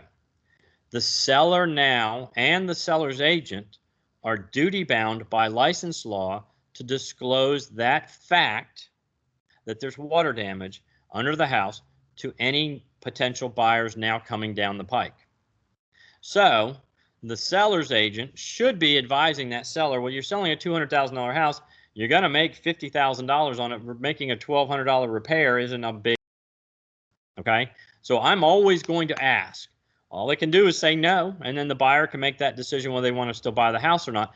But if they don't, I've now put the seller and the seller's agent on notice that they've got to disclose something that is a material fact about the house that is a deficiency. So they not only have to change their property disclosure, or if they make the repair. So the seller could still make the repair, but it's still going to cost them the money to make the repair. And why not make it to a live, make it so for a live active buyer? But I'm always going to ask y'all. So just know that. Condition of the property, everything that is there needs to stay there. So if they built on a screen porch, but the seller says, I'm taking that screen porch with me, they can't do that. Okay, so this section just says, this one I'll read to you. It says, except for property being sold as is per terms of paragraph 10, after any inspections by buyer and after repairs or replacements, if any, made as a result of any such inspection, seller agrees to maintain the property, including but not limited to the lawn, shrubbery, grounds and fixtures, equipment, and systems that convey with the property.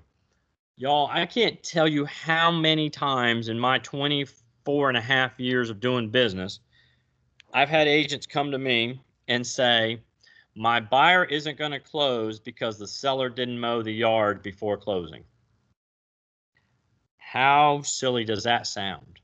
But in here, in the contract, it says they got to maintain the lawn, shrubbery, grounds and fixtures, equipment, and systems that convey with the property. Okay, so again, this also, when you do the walkthrough, okay, and something like that hasn't been done, that's something that you need to get taken care of, especially if it makes your buyer mad. If you got, especially in the springtime, summertime here, y'all, when we get some of that rain, these yard, you might have to mow the yard twice a week. So just be aware of that. That is in the contract very specifically, because it's happened so much that when the contract committee got together 2 revisions ago, they put that in there because it's just so stupid. But I'm telling y'all, I've heard it so many times, it's not even funny. Okay. Also, seller warrants that to the best of his or her knowledge, information, and belief, there are no conditions in the property which would adversely affect the value when conditions are hidden by furniture, fixtures, or window treatments currently in place of the property. Because sometimes somebody's got a real nice Oriental rug in their family room or in their living room, and when you pull that Oriental rug up, there's this huge 3-foot circle stain that's been there forever, but they covered it up with the Oriental rug. That could be an adverse effect and could make your buyer mad when they walk through the house on the final walkthrough. So those are the kinds of things that are duty bound on the seller to make sure aren't happening. Property disclosure. This is required by the state of South Carolina, residential property disclosure. So when we do listings, we get the seller to fill one out, and I always tell everybody, put it on the MLS, make it easy for a buyer's agent to pull it down and go over it with the buyer. The seller is going to disclose anything that they know of that's wrong with the house that is in that 5-page document. and disclose if there's an HOA, how much the fees are, all those kinds of things. And there are only a very few circumstances where a property disclosure is not required. For instance, a new home. If the house is in the estate of and hasn't transferred to the heirs yet, there's actually 13 different ones, and I'm not going to go into all of them, but there are certain cases where they're not required to provide one. And or if both parties agree that there won't be one provided. A lot of times what happens is somebody passes away and the son and or daughter or the children inherit the house, and that they live in California and Massachusetts. They've not been to the house in the last 20 years. Mom and dad have taken care of it. They don't know what they've done to it. They don't know if there's anything wrong. They don't want to produce this document because they don't know anything. Okay. Then the parties could agree that there isn't going to be one filled out. Okay. You're going to do inspections anyway, so hopefully the inspectors will find any and all of the problems that could exist, but they are required to provide one if your buyer wants one. The problem is they'll fill it out and say, don't know anything, don't know anything, don't know anything, don't know anything, and you'll just have a document that's full of don't know anythings. Lead-based paint, if the house was built before 1978, they are required to fill out a lead-based paint disclosure, and your buyer needs to acknowledge that they've received it. And typically, most people don't know if they own a house that was built before 1978 whether it has any lead-based paint, because the house has been painted 15 or 16 times since then, and they don't know. So just be aware that that is something that's required by federal law, actually, not just state law. Home warranty, again, when I talked about what we're asking for, what we want included in the deal, if the seller is not offering a home warranty, I'm going to beg, borrow, and steal, telling the buyer that they need to get one. Okay, but I want the seller to pay for it because that's $700, $600 that I don't want to come out of the buyer's pocket. So I'm going to put that a 12-month home warranty will be, again, make sure your boxes are checked properly, be provided at closing, and if applicable, the warranty premium will be paid by. You see how the box is the wrong way. Make sure you check the one after seller in the amount of whatever, and we like to use our preferred partner, American Home Shield. All right, and there's different levels. Whenever buyer, I want the most expensive, cover everything warranty, and so I'm going to get the one that's probably about $700, and I'm going to put in there provided by American Home Shield, and I'm going to write it up if the seller's agent isn't already offering one. If I'm working for the seller, I want them to offer a 12-month home warranty just because two things. Well, I'm going to get the seller's coverage, so if anything goes wrong while the house is listed, they can call the warranty company and have them come out and fix it. But also, I'm going to offer the least expensive one to save my seller some money. So I want to put that out there in either situation. But as the buyer's agent, if they're not offering one in the MLS, I'm going to make sure that the buyer asks for one and make sure that the seller pays for it. All right. So the next one is kind of a CYA that was added, I think, 4 revisions ago. And it basically just says that the buyers and sellers brokers strongly recommend buyer review existing property documentation to include the most current plat, covenants, restrictions, and seller's property condition report before entering into this contract. All right, y'all. If really and truly the buyer has to go find a current plat because the seller doesn't have one, that's at the courthouse. It may be they may have had one that was recorded, they may not. The covenants and restrictions, the seller doesn't have one, a copy of them. All of that stuff is attainable, but it's also part of the inspection period. Okay, so in that inspection period, I talked mainly about inspections, but that 10 business day due diligence period is also there to protect your buyers, because let's say they are from out of town, they don't know their areas of town, and we went and looked at the house on a Wednesday afternoon. They go out there on the weekends and they realize that they wanted to be in a neighborhood that didn't have a lot of children, and on Wednesday afternoon, Wednesday evening, they didn't see a lot, and then on Saturday there's nothing but 50 kids out in the street playing football, playing dodgeball, doing whatever, and they're like, oh, no, we can't live in that neighborhood. Too many kids, whatever it is, okay? that gives them a way to get out.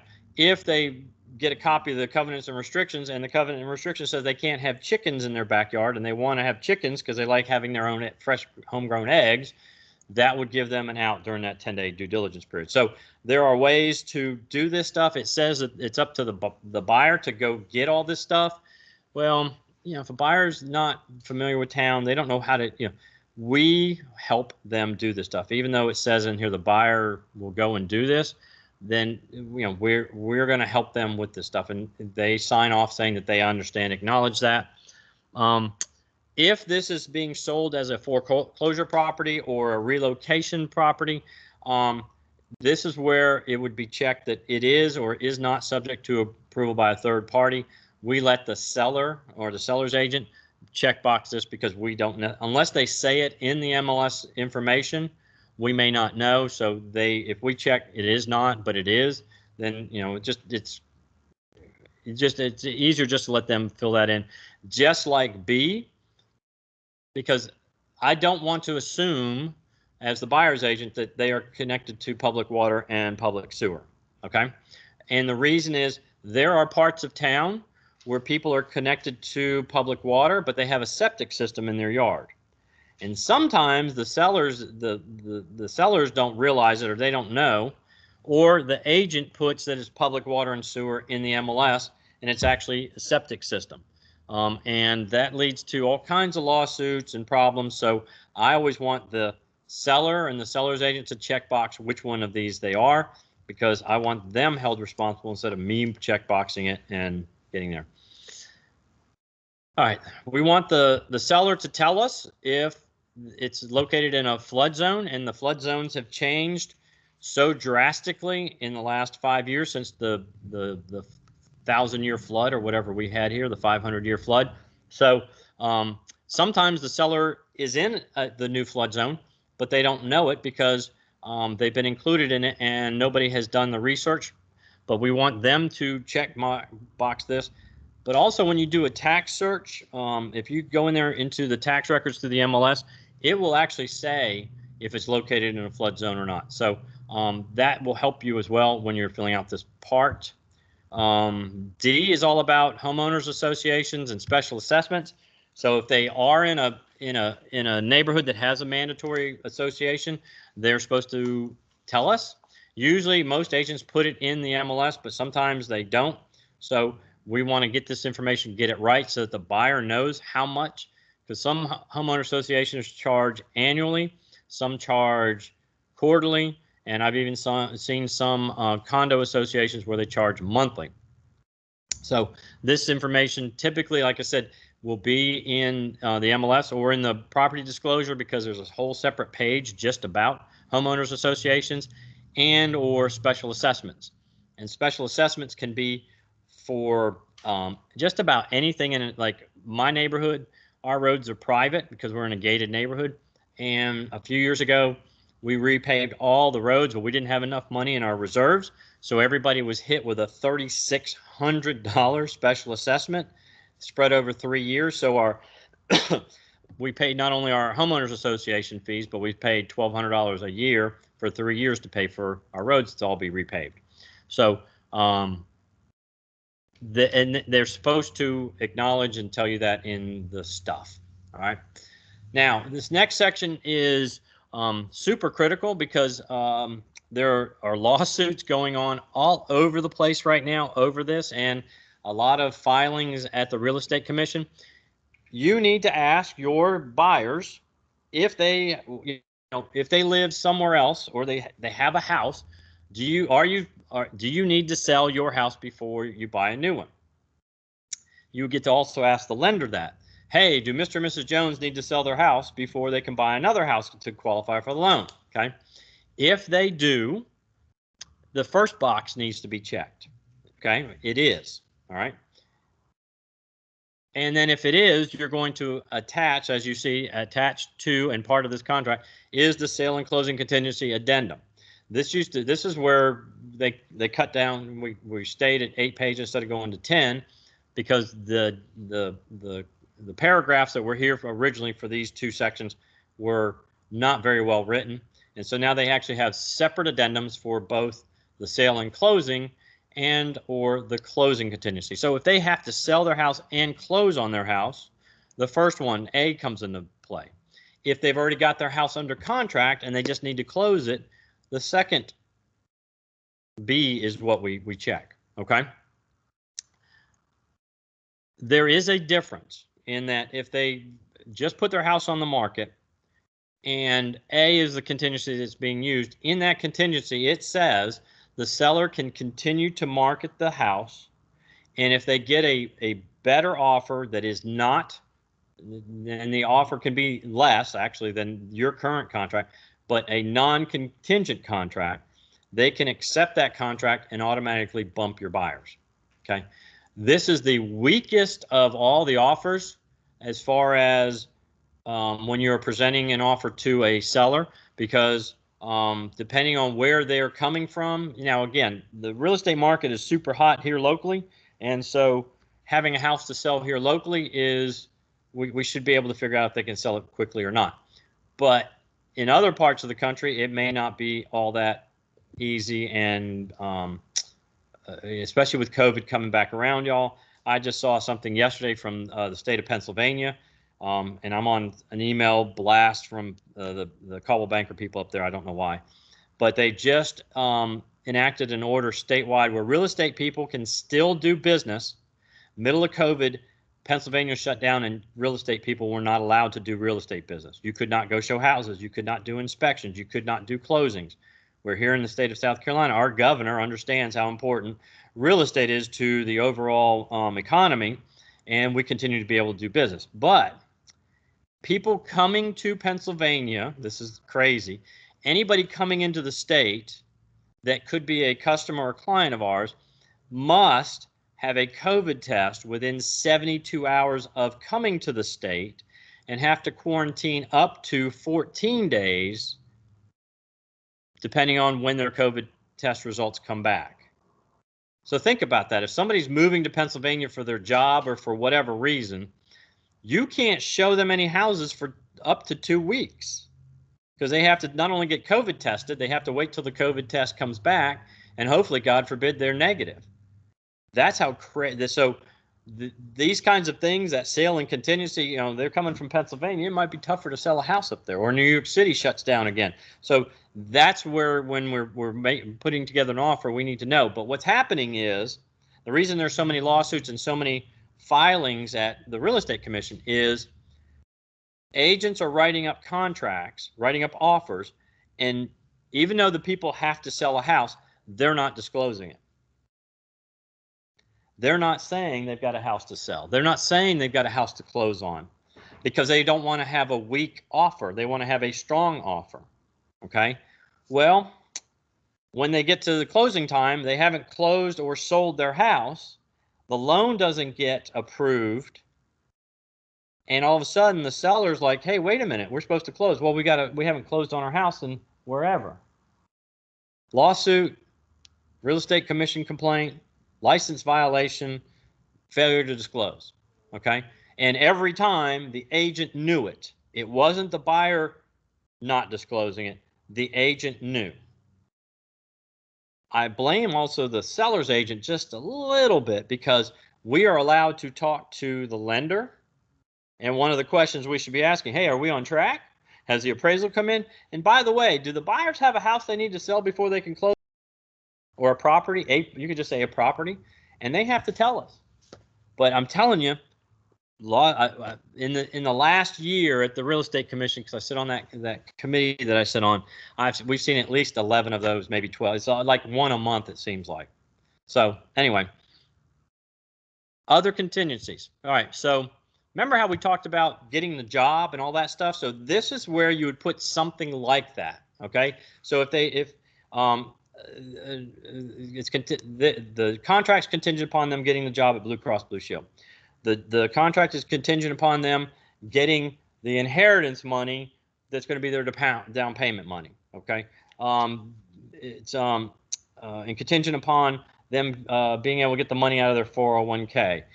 Any kind of quirky little contingency on them being able actually to close on this property besides selling a house or closing on a house, this is where you would put it. Okay?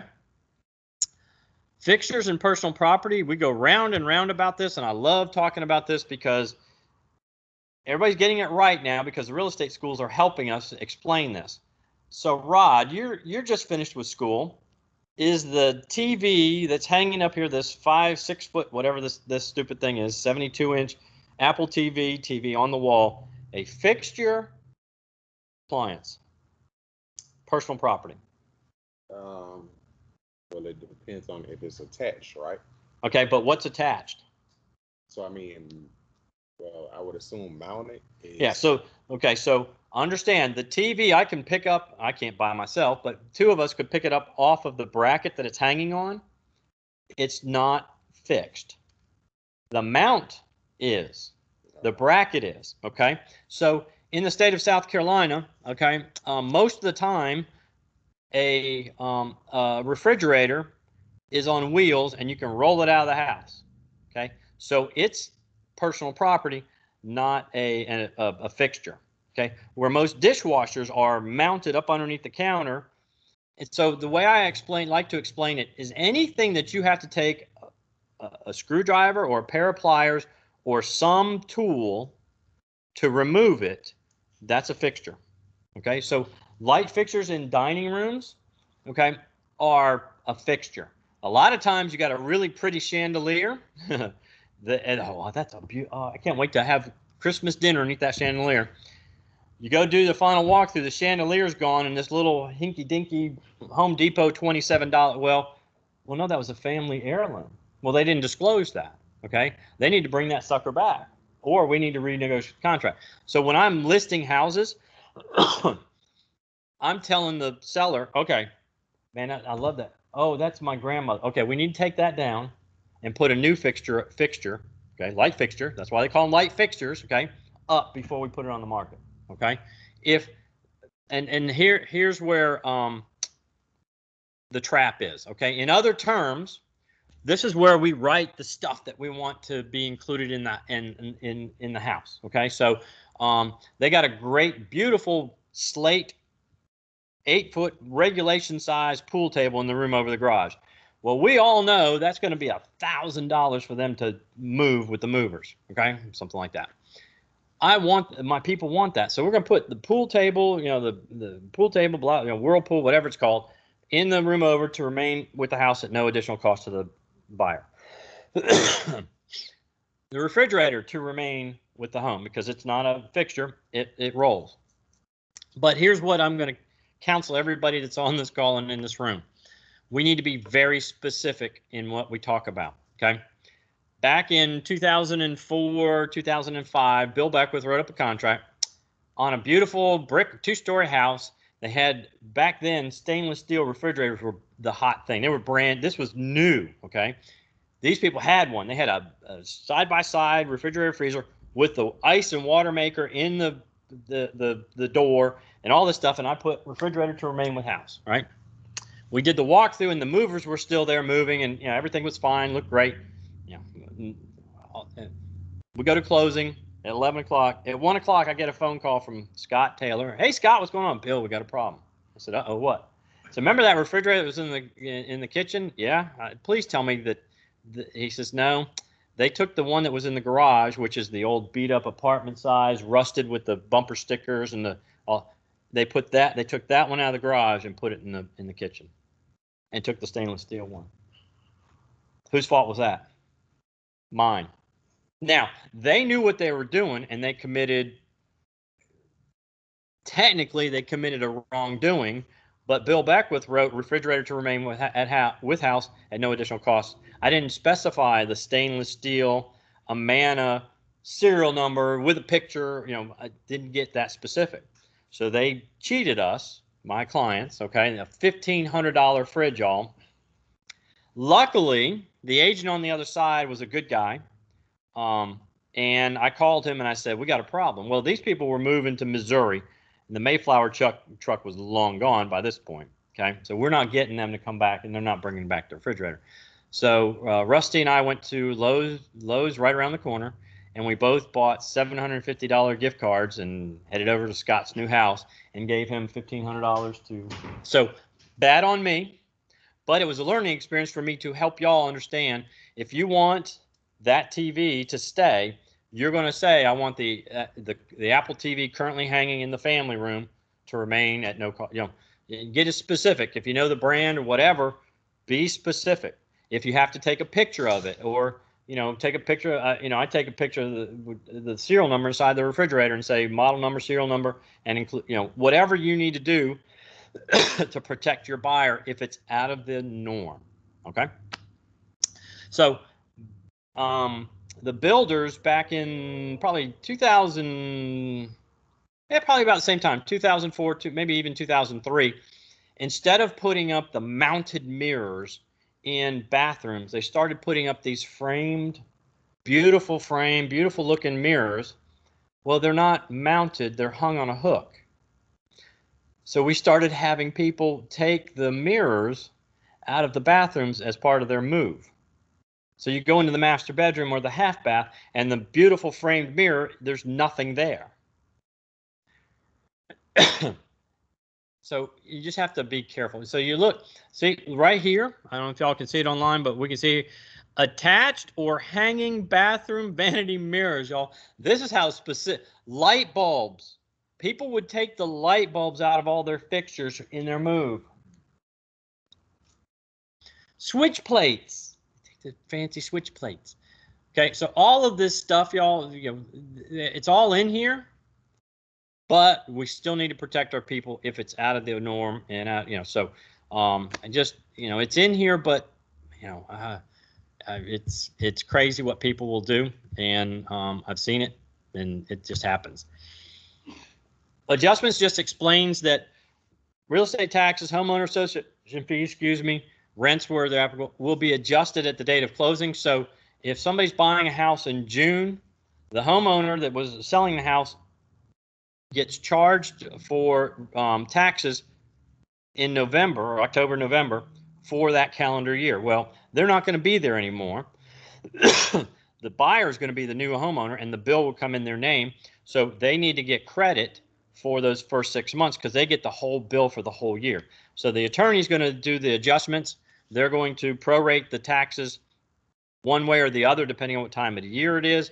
Now, like right now, tax bills have already come out. So they're going to charge the seller for all the year's taxes, and they're going to give them credit for a month and a half for December and a month of November if you were closing right now, back to the seller, because the buyer won't get the bill. The seller's already gotten the bill. Okay, so just understand they're going to prorate any of those things, including homeowner association fees, all of that stuff, condo fees, that kind of stuff. Now, this just happened, so we know how this works. I've had it happen a different way, but fire and casualty, if the house burns down or has a fire or has a major flood or something like that, the seller is duty bound to tell the buyer, and then the buyer has 10 business days to take a look at things and figure out if they want to go forward with the contract or not. Back in the day, I had a 2-story house in the middle of February that was vacant. Pipes burst in the 2nd-story bathroom, flooded the kitchen, destroyed the cabinets, destroyed everything. We were under contract. The seller insurance was going to pay to redo the flooring upstairs in the bathroom, redo the pipes, and then redo the whole kitchen with new appliances, new cabinets, new countertops, new flooring. The buyer said, heck yeah, we'll wait. We'll let you do that. So they said, that's fine. We had an agent here in the office 2 months ago. House got struck by lightning in the middle of the day. We actually heard the lightning strike here at the office. And I got a phone call from one of our agents saying, oh my God, Tommy McGee's house just got struck by lightning, is on fire. His house had just gone under contract like 3 weeks before. And he'd been trying to sell it off and on for about 5 or 6 years. And they live in my neighborhood, so I flew up there, and there were 12 different emergency vehicles, firefighters all over the place trying to put this fire out because he had a huge 2-story house and hit the roof. And his wife was actually home, and his niece was in the house when the lightning hit. And anyway, so they got the fire put out, but the house is destroyed. Okay, because there's so much water and so much damage and all that stuff. Well, the buyer, obviously, you know, the house, if they were to rebuild the house, it's going to be probably a year from now. I mean, literally by the time they tear what they need and tear it all the way down to the framing and down to the first floor studs and then rebuild it, it's going to be a year. So he said, I'm out. Okay, he had that right. So that's what that part is about. It does happen, not very often, and hopefully not too often again to anybody that we know personally and that we love and care about. Default. This just talks about what happens if either party defaults on the deal and what can happen and costs and how all that can happen. And, you know, if you've got a buyer who wants to back out of a deal the week of closing for no good reason except they don't want to buy the house anymore, there's a lot of things that they can get hit with and be subject to sued for and cost for. Same with the seller. If the seller decides, oh, you know what, we're going to, you know, we're going to move to Texas, but we decided it's too hot in Texas now, we're not going to move. So they also have some obligation. We try to, you know, again, we try to mitigate this stuff, y'all. We try to make sure that, you know, everybody, you know, is happy and we don't get lawsuits. We had 4 years ago, one of my agents had a house under contract. They were moving to Beaufort, and literally they were moving boxes out to their van and taking trips to Beaufort back and forth. And the husband collapsed in the yard, massive heart attack, died right there in the yard. And the wife never really wanted to move to Beaufort. And so our agent had to communicate that to the buyers. Well, the buyers were very understanding, and, you know, husband died. They released the seller from the contract. The seller paid for all the buyer's inspection fees and appraisal fee, you know, reimbursed, and everybody was happy. But, you know, sometimes that doesn't happen. And so, but, you know, we try to mitigate as much as we can. And, you know, if we can't, the contract actually says we'll go to mediation before we start suing everybody. But mediation is not the same as arbitration. Okay, mediation is, we're trying to mitigate stuff. And again, we have lawyers on staff before, you know, we're going to try and mitigate it from our end as well and try to keep everybody from going to court. Everybody agrees this is the entire binding contract. There are no little kickbacks. There are no other little side deals going on. If your seller is an out-of-state resident, the attorney is going to hold back sales tax on the profit that they made on the house. Again, unless you're the listing agent, that doesn't really affect your buyer. And we're going to give a very short period of time for the offer to be in place, especially in the market that we're in. I've seen somebody give somebody 6 hours. I think that's ridiculous. But, you know, a 12-hour turn, depending on the time of day, or 24 hours is not unreasonable. Back in the day, we would give people 72 hours, but I'm of the mind that if it's a hot market, it's in a hot price point, trying to get in, again, smart listing agents, smart sellers are not going to be intimidated by that, because if they know that they're in a price range that's hot, and they're going to get multiple offers, they're going to wait until they get all their offers in. So, but I typically would give somebody 24 hours, you know, because you don't necessarily know if they work and how all that stuff goes. So you put what time it's going to be withdrawn, and, you know, on whatever day and the date. Time is of the essence with all of this stuff, and so everybody should be doing things in a timely manner, and try to make sure that we get things done, and so that there's no issues down the road. All right, this is one of the more confusing parts, and it shouldn't be. Notice and delivery is when all the parties have seen all of the changes and acknowledged all the changes, and the acknowledgments have been seen by the other party. So when we are trying to ratify a contract, notice and delivery is when Mark left.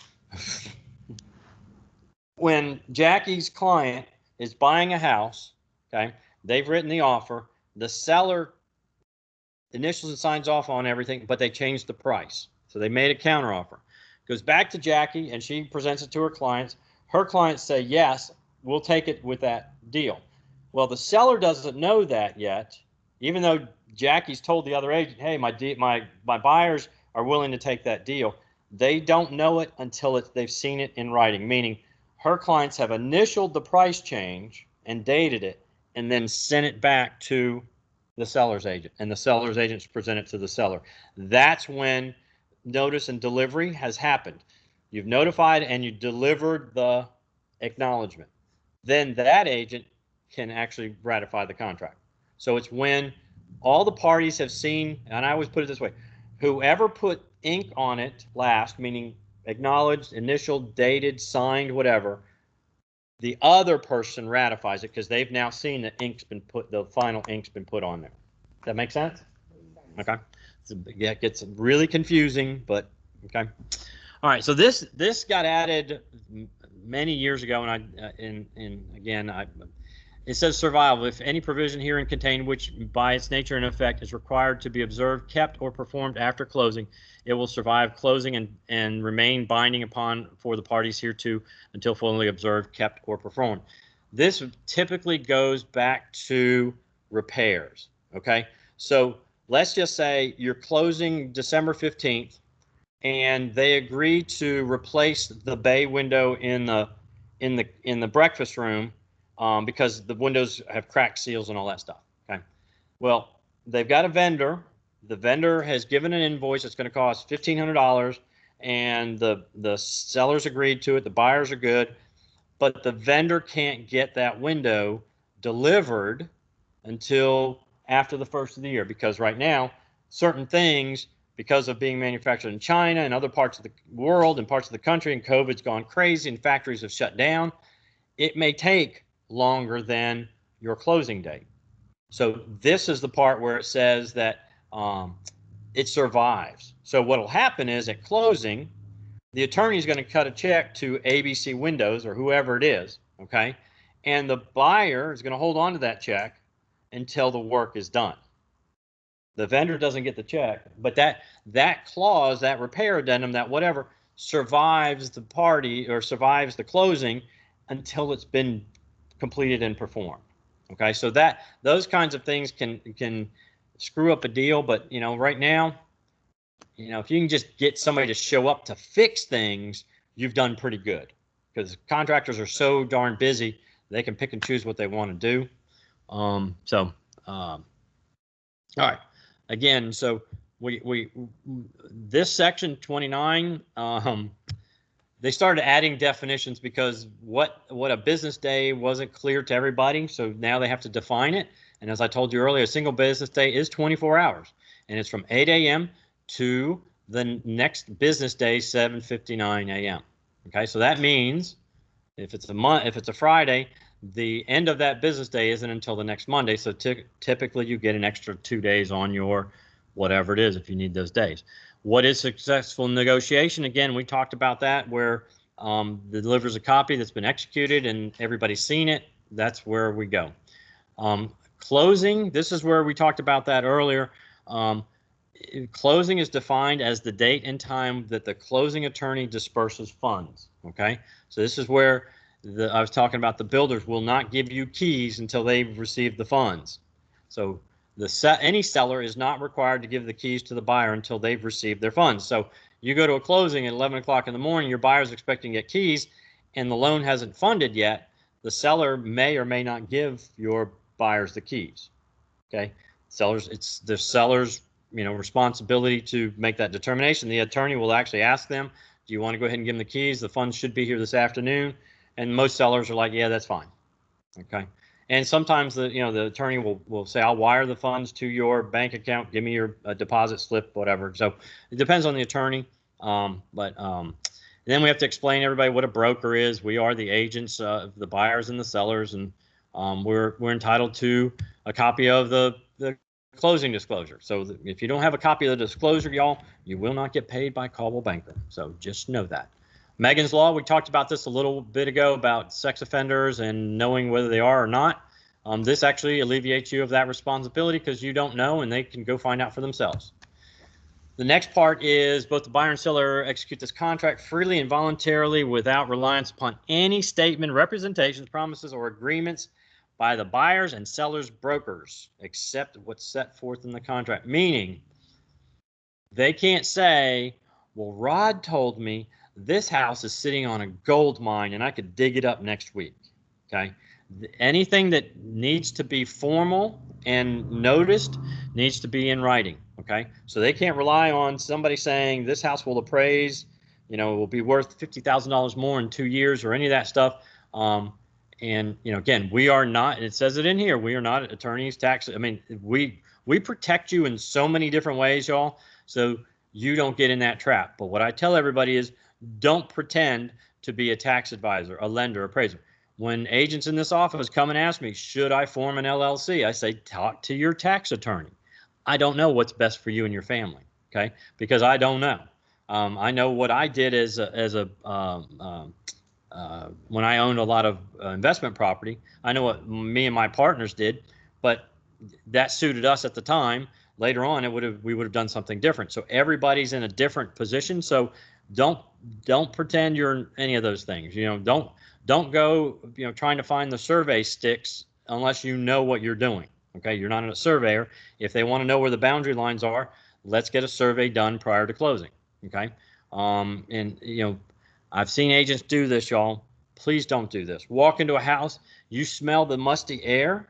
If the buyer says or somebody says, boy, that don't say, oh yeah, there must be mold. You don't know.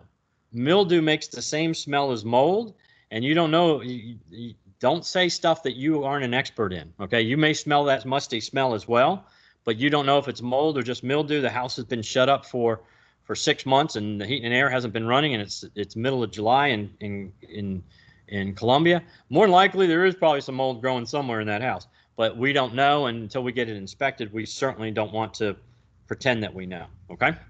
And then we have another disclaimer again, just disclaiming, helping you keep out of trouble by saying that you're not responsible for anything other than what's put in writing. Okay. And then we're going to have them sign, print their names or type their names and the date. You're going to put your name and your company, your license number, and our office number. Both of those things are on your pocket card. They're also online. You can always call the office and we'll look it up for you. Your email address and your phone number so that people can get a hold of you, same as the seller's agent. And this last box that has all these blanks in it, this is where we ratify the contract. This is where the final person who gets the final inked version gets to put in that it was ratified on whatever time, AM or PM, on whatever date, and you put your name in that if you're the one that's doing this. This starts your clock. So if the contract is accepted at 4 o'clock today, your due diligence period starts on Monday. If the contract were ratified at 6 a.m. on Monday morning, your due diligence period starts at 8 a.m. on Monday. So this is what sets the timer. This is what determines where and when the calendar starts and the clock starts for you and your client. Okay. All right. So if there's an FHA or VA loan, we include an FHA VA HUD addendum. You're going to do this if they're doing a VA or FHA loan, but also the bank is going to probably send you another version of it that their attorney drew up. So don't get frustrated. The seller will get frustrated. The buyer, why, I've already signed one of these. Yeah, but the bank's going to have their own version and form. By doing this, you've put the seller on notice that you're doing either an FHA or VA loan, and that in case they didn't see the little checkbox on the contract. We've also included an addendum for inspection repairs. So if you have repairs that are needed, you will see this thing actually says in bold, all work to be performed by a licensed contractor selected by seller unless otherwise agreed to by buyers. Okay, this is where some people get hung up. Sometimes you have one of those homeowners that's a handy person. They can do all the repair work and they want to do all the repair work. They can do it and be okay with it if the buyers are okay with it. If the buyers aren't, the seller will have to get licensed contractors. And the reason that you typically want licensed contractors doing the work is they're not only going to invoice the seller and the seller is going to pay them, they now, most of them, are going to have to warrant the work. So if somebody comes and does, does the flashing around a chimney because the chimney is leaking, and that contractor did the work, and you have ABC Roofing or whoever, you have an invoice and it's still leaking, you have somebody to call back to come back and refix the fix. If it's the homeowner who's the handyman, he gets up on the roof and does a crappy job of sealing and doing the flashing or whatever, and it's leaking. Guess what? He's not a contractor. There's no way to hold his feet to the fire. So that's why it's in there. We prefer to have a licensed contractor do all the work. And this is, you see, it's 2 pages, so you got plenty of room. Now, whenever you are asking for repairs, what I always counsel everybody is you tag the home inspection, the CL100, the home warrant, the heating and air inspection, and you when I say you tag it, you say per item number 13 on page 7 of the home inspection report, the faucet in the master bath is the hot and cold are switched, those items to be repaired. See attached home inspection. Whenever you send a repair addendum, you need to send along the inspections. Okay, and again, remember I told you, if you send those inspections and now they have those deficiencies, the seller's obligated to either fix them, or your buyer can, you're going to negotiate that out whether they do it for the buyers or not. But the seller's been notified, the selling agent's been notified about that deficiency in the house, and they need to disclose it the next time. We want to cover our whats. So the square footage disclaimer is in here because we no longer go around measuring houses. Appraisers measure houses, and so we rely on, because they are certified to do it. As agents, we used to do it all the time. As listing agents, I measured every house I did, and I had a cool software package on my computer that I could lay out the house and figure out the square footage pretty exactly within 5 or 10 feet. But this just says buyer acknowledges that all square footage calculations made by any agent are estimates only. So when an agent lists a house in the MLS for 2,700 square feet, and you go and look at the tax records and it shows that it's 1,800 square feet, I'm going to have a conversation with that listing agent. Where'd you come up with the square footage?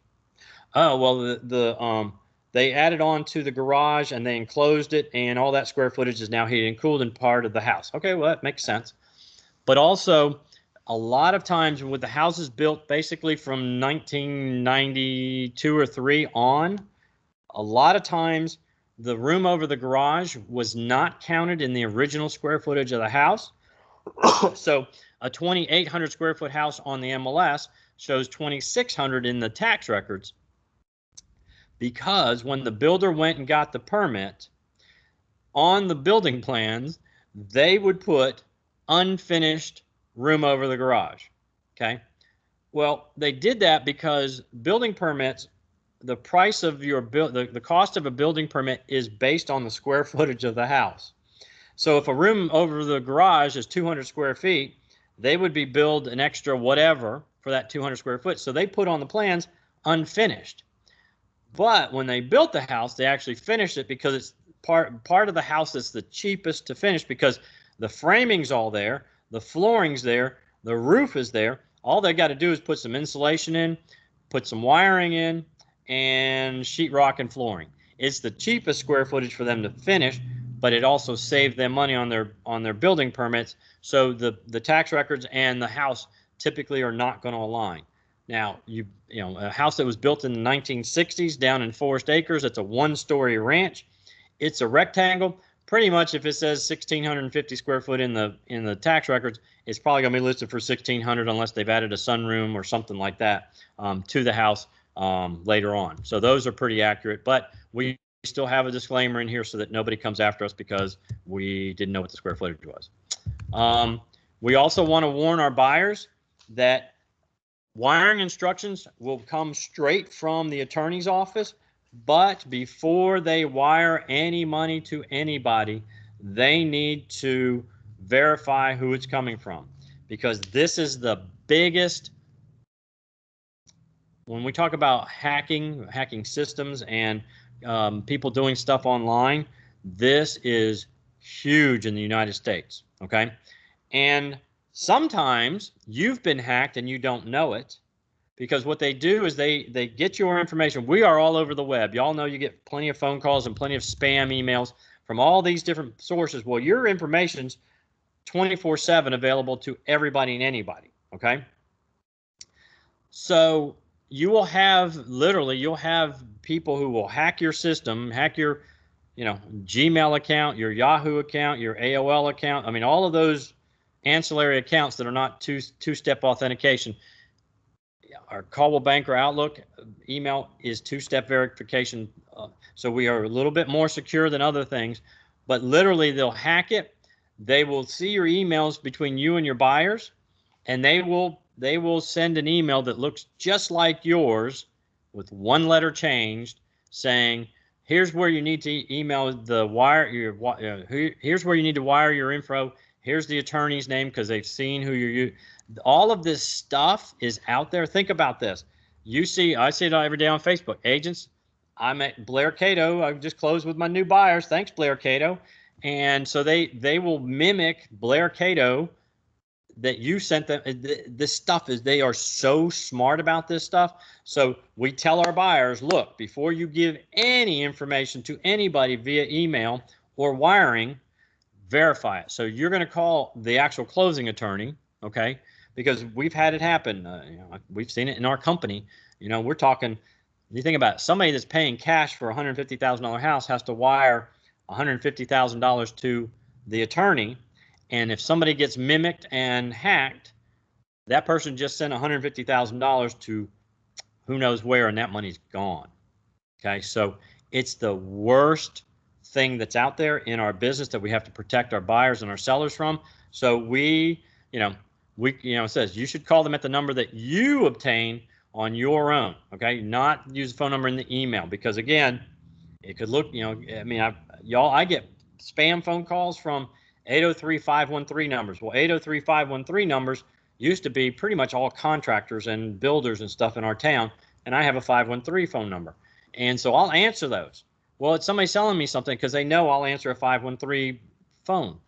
If y'all have a 787, you'll find 413. You'll get spam phone calls.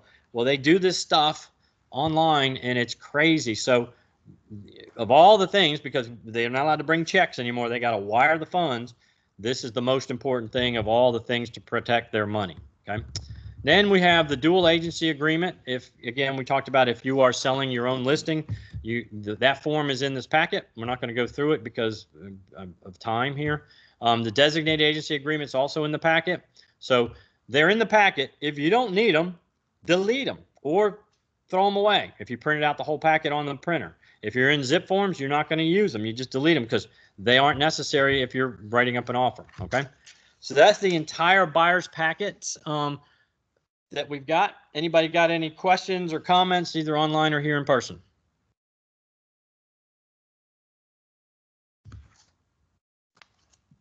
Travis, Tanya, I see you both online. Got any questions? No questions from Travis. All right. Hopefully I didn't go through it too fast, but there's so much to this. I just want to get through it all. So again, I'm here to help with all this stuff, y'all. I'm reviewing contracts and all that stuff every day. So feel free to reach out to me. And we're going to run through the listing packet. It's a lot simpler, fewer pages. And I'm pretty close to time on this thing, because even though I said 1:15, I might be able to get through this by 1. Travis, Tanya, can you see the new, when I flipped over to the listing packet, can you see the South Carolina Disclosure of Real Estate Brokerage Relationships on the screen? Yes. All right, cool. All right, so we've already gone over this form, so we get to skip it. How about that? Yay. Again, just make sure we do it on every buyer and every seller that we do. We have to disclose. So the first thing we're going to do when we sit down with a seller is, the state of South Carolina requires me by law. If they're interviewing several agents from other companies, I'm going to guarantee you 50% are not going to use those words. It used to be a lot more, but brokers are starting to teach their agents that they need to do that, because it sets them apart from other agencies. Because they will say, oh, really? Because the other agent didn't even go, oh, y'all, that's this packet here. Yeah, I'm sorry. you see anything? Okay, all right. You got one. All right, sorry about that. I'm handing out the packets. Again, I'll email these to you, Travis and Tanya, online. All right, so again, we're going to just make sure you cover the base here. Again, the affiliated business, we've already talked about that. We have certain companies that we have affiliations with. If you want to use them, here they are. If you don't, that's fine. I've told you about it. Sign here, okay? All right. We only do exclusive right to sell contracts. We do not do exclusive agency. In the state of South Carolina, there are two different options for listing properties. Exclusive right to sell is you are the only person that can sell that property, and they have to pay us a commission. Exclusive agency, which we do not allow in our company, and the reason why is exclusive agency says, I'm going to list the property, I'm going to put it in MLS, I'm going to do the advertising, and I'm going to put a sign in the yard, and then the owner's out there mowing the grass, a potential buyer pulls up, and they're getting a flyer out of the flyer box if you're using flyer boxes still. And the owner says, hey, you think you might be interested in my house? And they say, yeah. I say, well, guess what? I can actually sell it to you directly and save the commission and save you some money. That's how an exclusive agency works in our state. You do not, and we do not allow you to do exclusive agency. So if anybody ever asks you, say, well, they're willing to do this, you say, sorry, we're a full service company and we expect to get paid for all the efforts and advertising and all the things we're going to do. Period. Okay. All right. So again, this is between the owner and Coldwell Banker Realty. So you put the owner's name, get their, and this is, again, you can rely on the tax records because they pull this straight from the courthouse, who the owners are. Okay. So if you were sitting down with one or the other of a married couple, partnership, or whatever, and they say that I'm the owner of the property, before you go on your appointment, you should have all this paperwork filled out because you can do it online on zip forms, or you can print it out and do it by hand if you want to still do that. But you can go on the tax records and figure out who actually owns the property. Okay. And that way you also have their legal names because, you know somebody as Buddy, and his name is actually Steve. It's Steve Smith and Joni Smith, and he goes by Buddy. Well, you don't want to put Buddy in here because that's not his real name. All right, and then Coldwell Banker Realty. And then we're going to put, when is the listing actually going to start? So if I'm signing them up today, which is Saturday, and I know I got the photographer coming on Wednesday, I don't want this thing to hit the system until Thursday or Friday when I get the pictures from the photographer. So in the MLS, if you have 48 or 70 to 48 hours to put a listing in from when the start date is. So if Jackie and Cynthia get this, or you're putting it into the MLS yourself, and you put today as the start date, and then you don't put it in until Friday, you put the start date when you go in the MLS, and you put it in on Friday that the start date was today, you're outside your 48-hour window.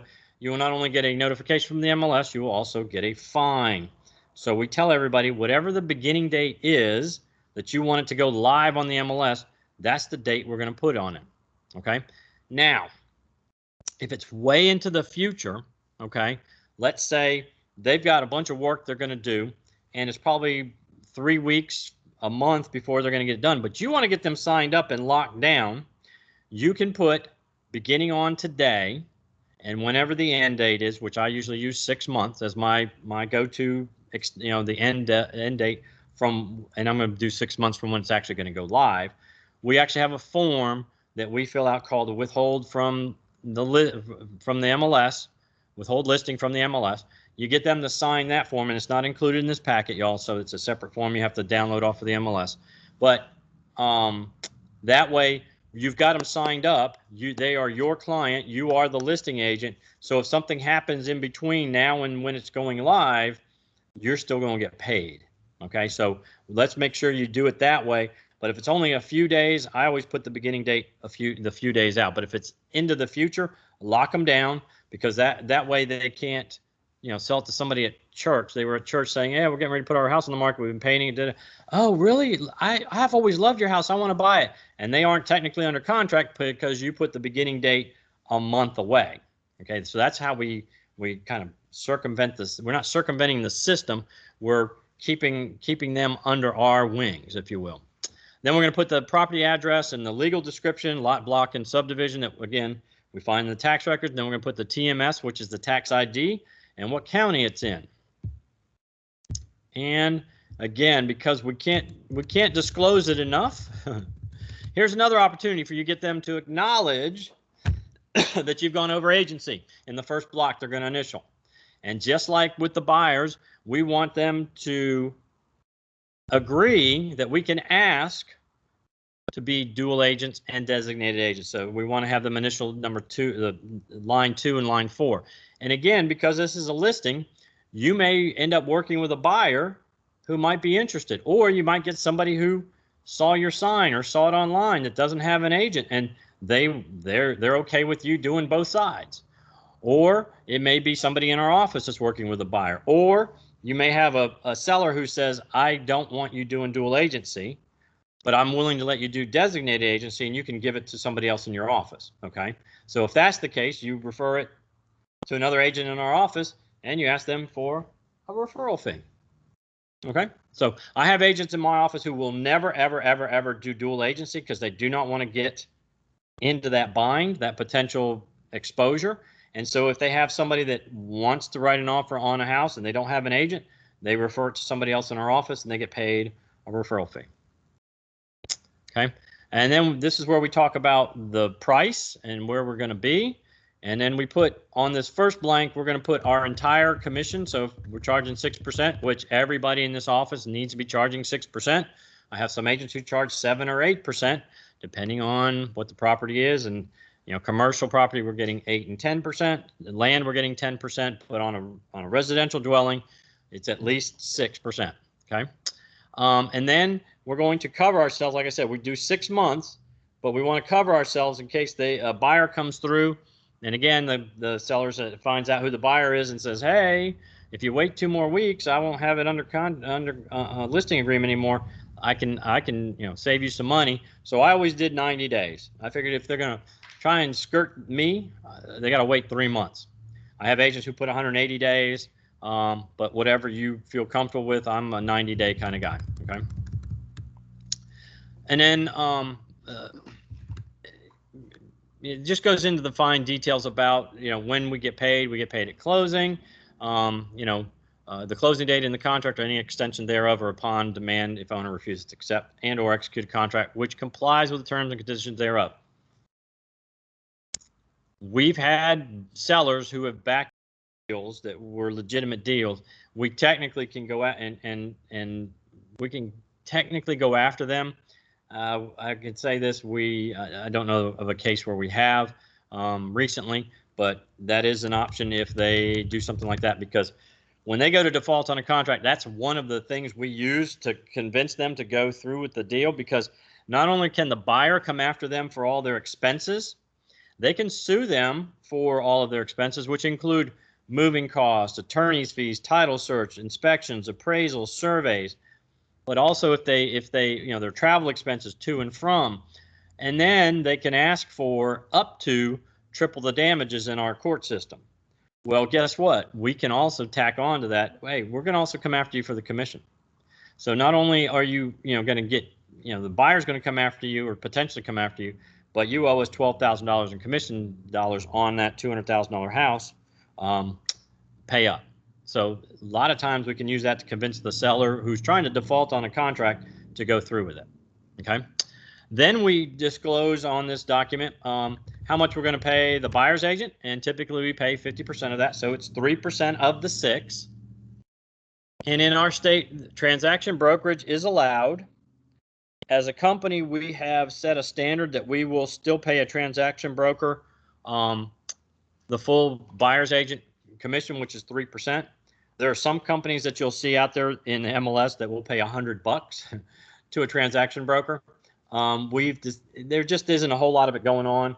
And as a company, if somebody's bringing a buyer and they're not representing, they're just a transaction broker, we were going to give them the 3% to a buyer's agent anyway. So why wouldn't we? A transaction broker basically is just a scribe. All they're doing is filling in paperwork, and the buyer's supposed to do all the other stuff. We end up doing more work, just like on a for sale by owner.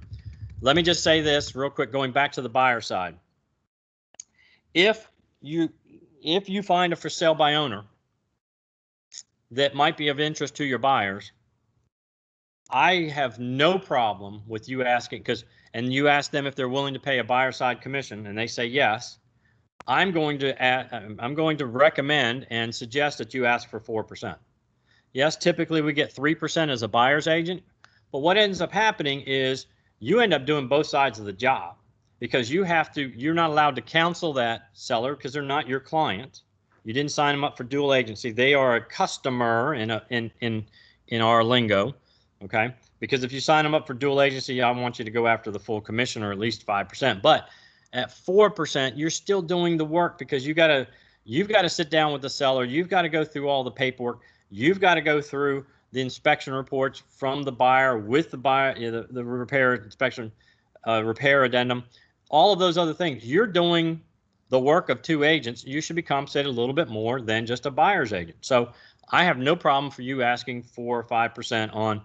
5% is probably a tougher sell, but 4% certainly is not out of the whack, and why not? Okay. We are participating in the multiple listing service. The property will or will not be entered in the MLS. Again, if it's going to be, but it's going to be a later date, we still put will be, and then we just do the withhold.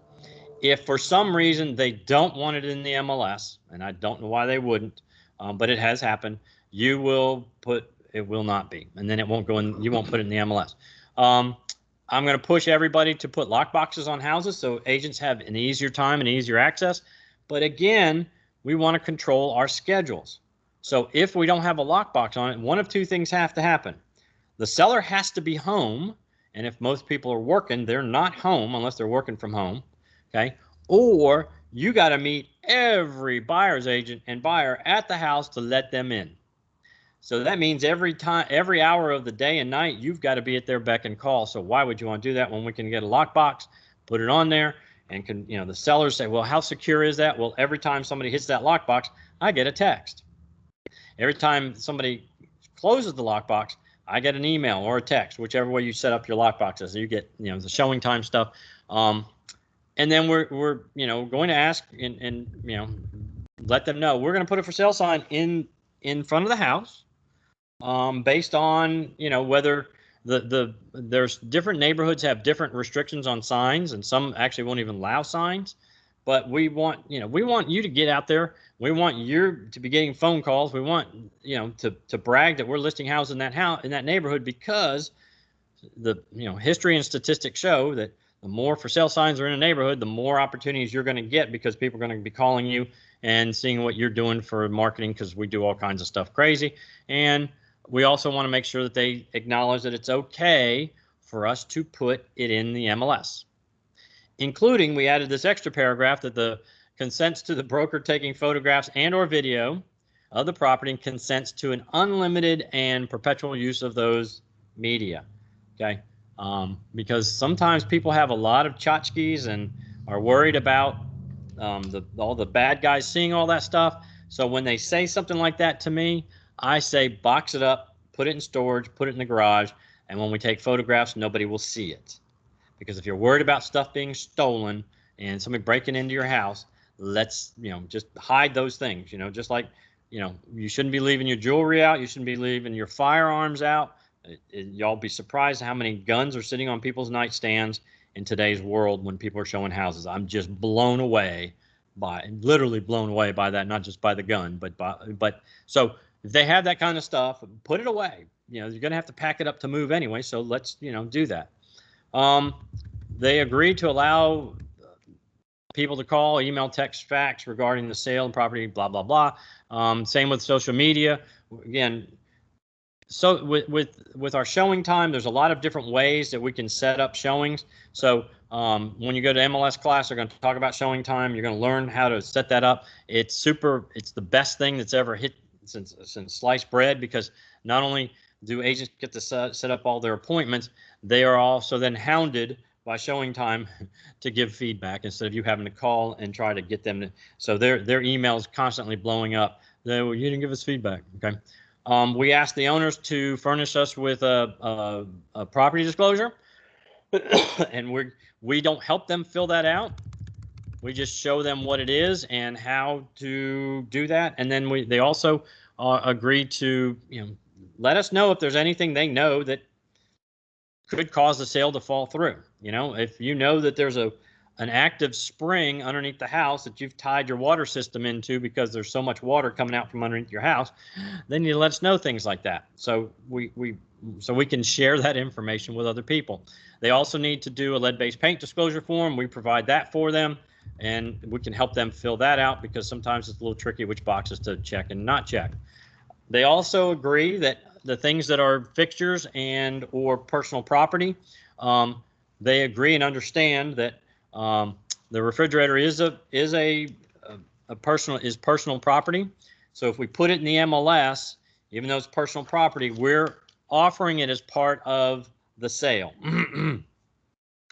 Sometimes people get confused by that because technically, even if it's in the MLS, it's not guaranteed unless it's in writing between the parties. If it's personal property, we've gone round. This thing's gone round and round and round, y'all. So what I tell every buyer's agent in my office, if you're working with a buyer and they want stuff that's personal property, even though it's listed in the MLS, like a green egg barbecue, okay? We had one of those where they promised that and the buyer's agent and the buyer paid full price. They did exactly what was asked for in the MLS, and the green egg and the refrigerator disappeared.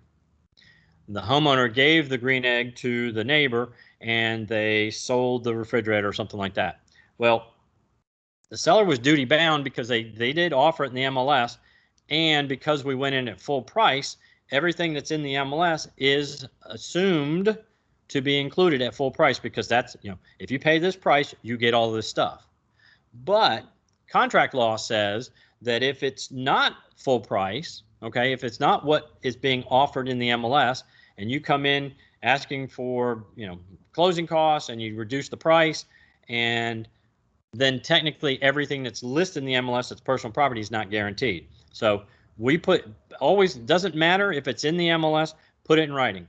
If they're leaving the refrigerator and they're leaving the drapes, because the drapes are personal property, the rods that are mounted to the wall are not. They're fixtures. So it goes back to, even again, attached or hanging bathroom vanity mirrors or light bulbs. This is in this section as well, y'all. All this stuff is the only reason they keep putting more stuff in here is because more stuff gets through the cracks. So, as a listing agent, I advise those people, if we're offering it, let's make sure we're offering it. But if they got a fancy dancy refrigerator and they're like, I always ask, are you willing to leave it? And they say yes. I said, okay, let's not put it in the MLS and use it as a negotiating point because they're going to ask for it. Then you can say, okay, well, that's a $1,500 refrigerator. You want the refrigerator, or you want the closing costs. I mean, you get to negotiate it that way. Even though they're willing to leave it, I want it to be, from a listing side, I want to be something to negotiate. Okay. Inspection, owner agrees to make property available for people to do inspections. The MLS has no control over what commissions are charged or fees. That is strictly negotiated between us and them, us being us as the agents and the sellers. Special stipulations. This goes back to, if you're doing a 6-month listing agreement and they are moving to Houston for a new job, they may put in here, again, it goes back to that contingency, contingent upon getting the job in Houston. Okay. Because this is where, if they need an out from this contract, because this is a contract, it's a 6-month or 9-month contract. Hell, I've got some agents that do a year. Okay. Whatever that is, if they need an out because of one reason or another, well, hey, we may need to take it off the market, or they've got a relative or a friend or a family member that wants to buy the house and they want to have them excluded from the commission side of the deal. The way I structure this and ask my agent, say, this contract is null and void if Mr. Mark Jones ratifies a contract with the seller prior to, and I give him 2 weeks. I don't give him 30 days. Because all of my marketing and all of my stuff is going to start to hit after 2 weeks. So all of my expenses, photography and a listing concierge and all that stuff. So I might give them a week, 10 days, 2 weeks, depending on, whatever. That way, the seller now is motivated to, if they really want to save the commission dollars, talking to their brother, talking to their friend, their coworker, saying, "Hey, I signed a contract to put my house on the market. It's it's going live right now. You've got 7 days to step up. Otherwise, if they step up after that, they're coming through me as the seller's agent." Okay, so that way you protect your time and expense. I don't want you to go more than 2 weeks because, again, that you give them a month, that gives them a chance to hem and haw, and you're then out of commission and all the expenses that you put in here. Although you can also put in here that they'll reimburse you for any marketing expenses as well. Again, if there's a problem, complaint, whatever, we agree to try to go to mediation. We check box because as a company, we do have errors and omission insurance, so we check box that the broker does.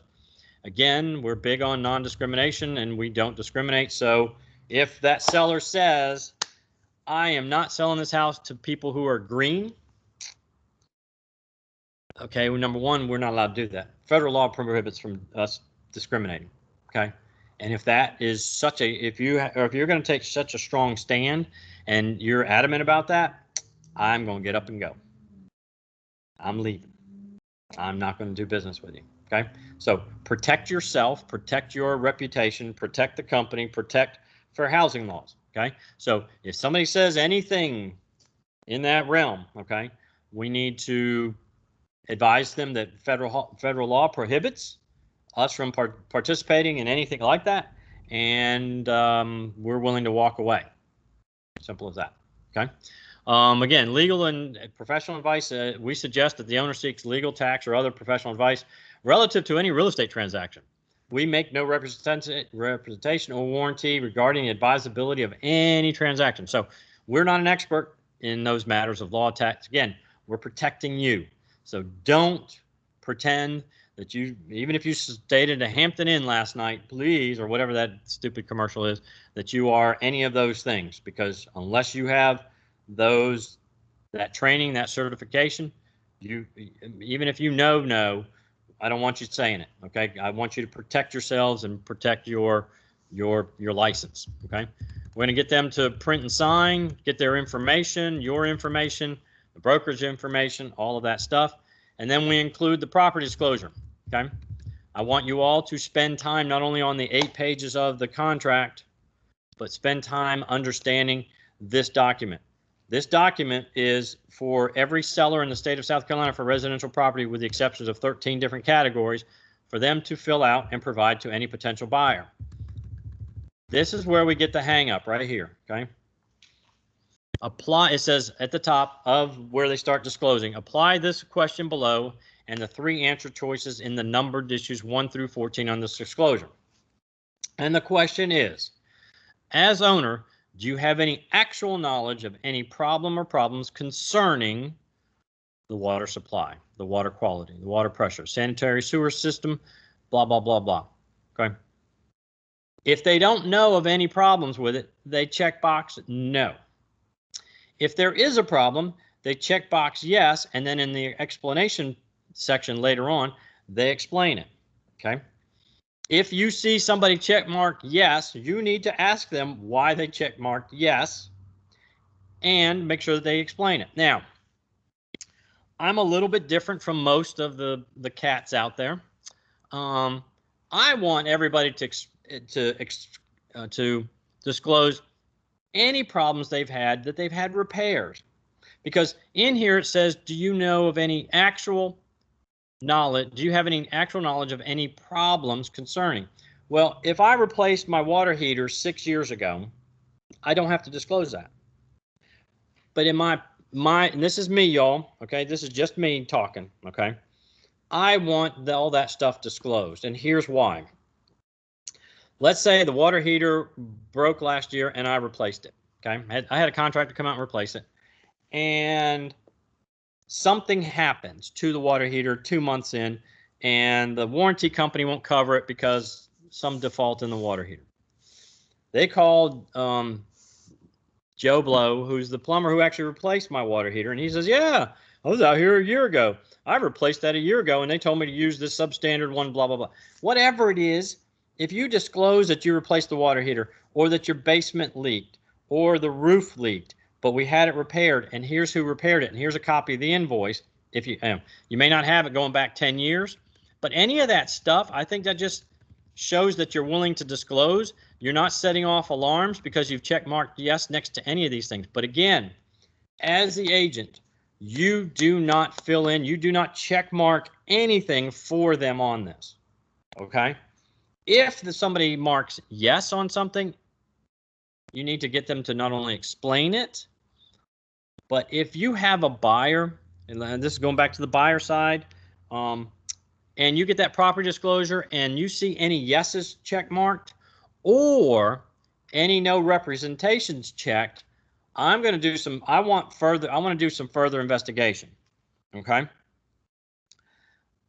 Y'all, this is how this thing works. When there's a problem and it's not disclosed and the seller knew about it, and the agent, you as the agent didn't know, and the buyer finds out a year later that the seller knew about the problem and didn't disclose it, lawsuit city begins. And I use this personal experience. You look me up online. I've been involved in 3 lawsuits, I think, as a broker.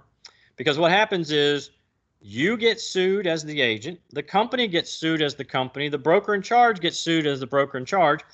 The inspector who did the inspection and didn't find the problem that was existing previously that they couldn't have found because it was a hidden problem gets sued. And the seller gets sued. One case I was involved in is basement flooding. And the seller bought the house. We had massive rains that year. We had like 7 inches of rain in a 3-day period one time in the summer. And then in the fall, we had a 3-inch rain over the course of 2 days, and the basement flooded both times. Well, the new homeowner talked to friends, and they said, hey, you should call Clark's here in town because they're the best basement waterproofing company that there is out there. Clark's comes out and said, oh yeah, we were out here last fall before she bought the house and did some work to it. Well, the same work that they did was the same thing that was flooding because they didn't fix it. They patched it because the homeowner told them to patch the repair work and not fix the flooding issue. Okay. Well, I didn't know what was going on until I got a phone call from the homeowner asking me to come see the house. And she had pictures, weather reports, all this stuff about the rain that had happened on certain days, and pictures of the flood in the basement. And I had never seen the house. So, walking through the house, we go down the basement. And the basement has 2 different color floors. And there are 2 permanent in-place humidifiers that are, I'm talking when I say in place, they are mounted to the floor. They have wiring. They're not plugged in. They're wired to the wiring of the house, and they have drain lines going out of the house. Right then and there, I was kind of questioning what was going on. Well, it turns out that the agent was the daughter of the seller. The husband was in real estate in the commercial business, and the house was in the wife's name. So supposedly the wife filled out the disclosure form, and she wrote no and yes. Well, she wrote no everywhere except where the flooding and the basement issues were. She check marked no representation on 2 check boxes. And then she wrote yes for the HOAs on the last page. This document was only about 3 pages back then. And the agent was doing dual agency, and she made sure to notice and showed the buyer where the mom had check marked yes for the HOAs and the fees and covenants and restrictions, but never made sure that she saw that it was check marked no representation about the basement and flooding. 2 years later, y'all, after all of this, we finally had a mediation session. Meanwhile, the attorney, this is why we have E&O insurance, the attorney's running up the clock because he would call me asking me questions. They deposed me. They deposed my agent because of the company we're working with, and all this stuff. And another year after that first deposition, we're all out at the house. The attorneys are out there. The inspectors are out there. The homeowner, the sellers, me, the agent. there's like 10 people out there. Oh, the people from Clark's showing what the problem was. And basically they determined it was about $150,000 to fix it properly. So she sued everybody, and 2 years later we went mediation, and our attorney says, we'll get you and your agent and the company out for about $25,000. We're going to make them an offer to be released from our part of not that there was a transgression, but there was a transgression in that she didn't do some things. Anyway, so $25,000, they said no. So he was allowed to offer up to 50. They said no. So he went back to the E&O company and said, look, they're not going to let us out. They gave him the go-ahead to offer $75,000. They wrote a check to this lady for $75,000 to be released from the lawsuit.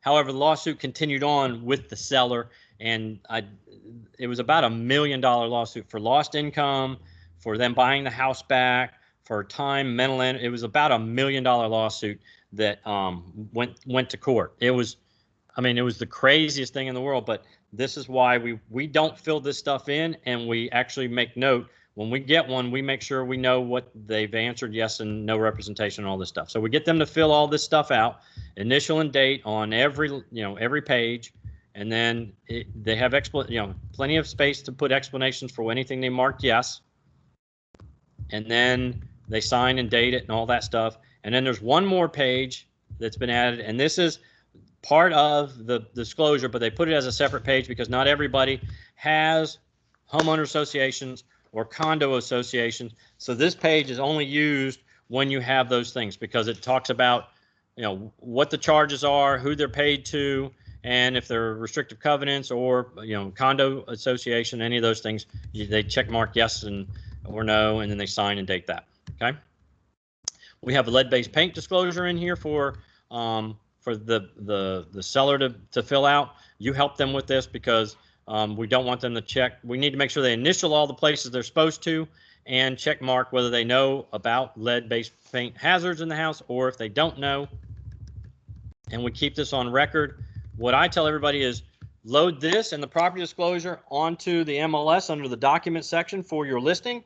That way the buyer's agent isn't calling you when you happen to be at Disney with the family and you don't have that document with you because you don't have it with you.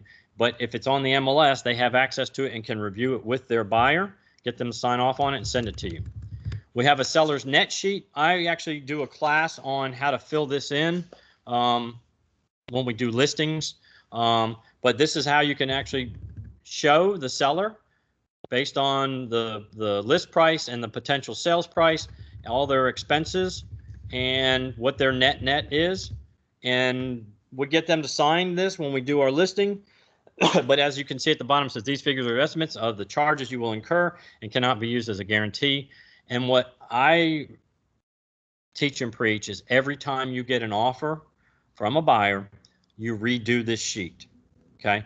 You redo it based on the numbers that you've gotten so that the seller can see what their net is versus what you originally talked about. Okay. And it's a great tool to go in because, there's some times where you overestimate and they don't ask for closing costs, but you put closing costs in the estimate. There's just different things that will show up. So, like I said, I teach that whole thing when we do the listings class.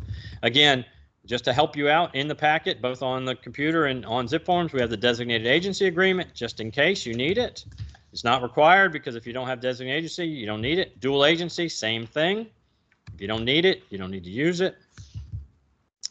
There's a change of status in here for the MLS just to have in your file so that if something changes, on the price, on you're extending the listing, any of those things, you got to withdraw it temporarily because they had a pipe burst and the house flooded and you need to take it off the market for a little while. That's the form you have them fill out, or you fill out and you have them sign. And then the MLS residential input sheet. Again, when I do the listings class, we'll talk about this, but basically this is everything that's going to go into the MLS. If you look at the sheet on the screen and the ones that have it here, anything that's bolded and underlined, so starting at the very top, area, list price, tax ID number, what county, what type of property, all of those things that are bolded and underlined are required. Okay, your listing will not go live if those things are not filled in. You'll actually get an error message, and you need that information. So if you look in that second block of information, the lot size and the acreage is not required. Okay, because sometimes you don't know. Even though the tax records usually have that information, I would not ever rely on the MLS data from previous sale. A couple of reasons why. The other agent might have had it wrong. The seller might have sold off part of their 5 acres. They might have sold an acre or half an acre to one of their relatives or something. So that's why that's not required, because it's not. And you just don't want to get that. Your information, all of that stuff. You're going to check box the ones that are appropriate. You're going to fill in the information that has to have numbers. The school systems, never, ever, ever, ever rely on the homeowner telling you what school systems they are part of, unless they have kids going to that school. And even then, I would still go to the website for whatever school district it is, put in the address, and find out what they're actually zoned for. Okay, because sometimes people have they got their kids going to another school because they were actually allowed to do that. And sometimes the zoning changes in the middle of the year for the next year. So, literally there was lawsuits in Lake Carolina because they built a new school and they changed the zoning, and people had bought their houses based on the fact that the elementary school their house was originally zoned for was the one they wanted to go to. And then the zoning changed and they bought their house and they thought they were going to the other school. And so there was actually a lawsuit, and people were it's the stupidest thing, but those things change all the time. So I always tell everybody, check with the school district that the house is zoned for.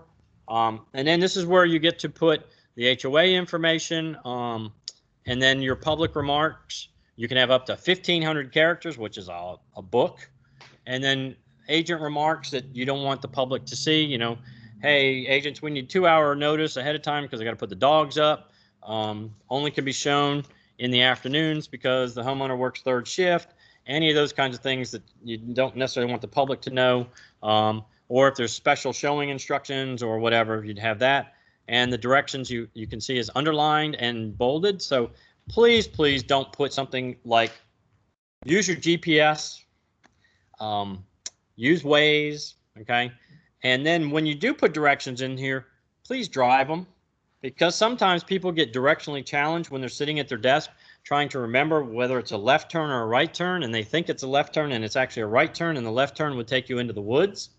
So I tell everybody, when you do your directions, actually drive them like you're an agent going to that house to see.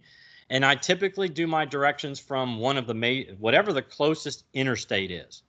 So if you were doing a house out here by the office, I-77 would be your best bet, not I-20, okay?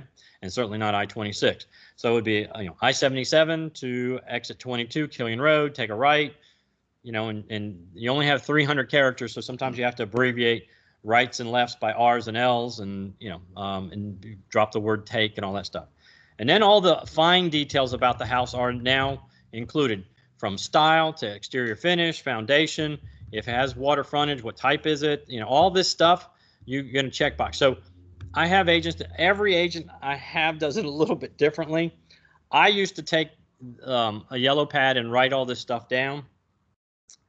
I found it's a whole lot easier if you take this on your first visit to the house, or when you're going on your final listing. If you're doing a 2-step listing appointment and you're going back with the paperwork, I would just say, before we sign off on the rest of this stuff, I want to take a quick tour so we make sure we have all the fine details about every room in the house correct. If the formal living room has hardwood floors, I want to make sure we notate it. If it's something, you can see it gets into a lot of detail on all of this stuff. So it used to be, okay, where y'all see living room. Okay, this is how the world is changing, y'all. Formal living room. Well, the living room used to be called the den back in the day. Then they changed it to family room. Well, family is technically, we're violating fair housing by calling it a family room, because what if they're not a family? Okay, so understand that. The next change that's coming in the next wave of this is master bedroom, master bath. When we do descriptions, when we're writing up descriptions, I'm going to beg you all to use owner's suite or owner's bedroom or owner's domicile, I don't care. Get away from master bedroom, master bath. Okay, that's just that's coming. You know, in the world we live in today, we try to be PC and not offend people. So just know that. Okay, but all the details are all through this. They actually have to initial and sign off on all of this stuff. So we go over. You know, that's why I like going through the house with these 2 pages, or actually 3 pages. But these 2 pages that really have all the fine detail, or 3 pages that have all the fine details about the house, all the interior stuff, all the exterior stuff, so that you can ask, because you visit the house, you may not remember whether it has, if they have a sprinkler system. You know, you might, did I see the sprinkler system thing in the garage? I don't remember. I didn't even go in the garage. So do they have garage door openers? All those kinds of things are the details that go into this. And, you know, the more details you can put, the better. One of the things that most people do not put, and I'm going to just suggest that you guys think about this. You don't have to do it because it's not required. Let me see if I can find it. Hang on. I know this is minutia, but I just think this is incredibly important because darn it, where is it? Hang on, y'all.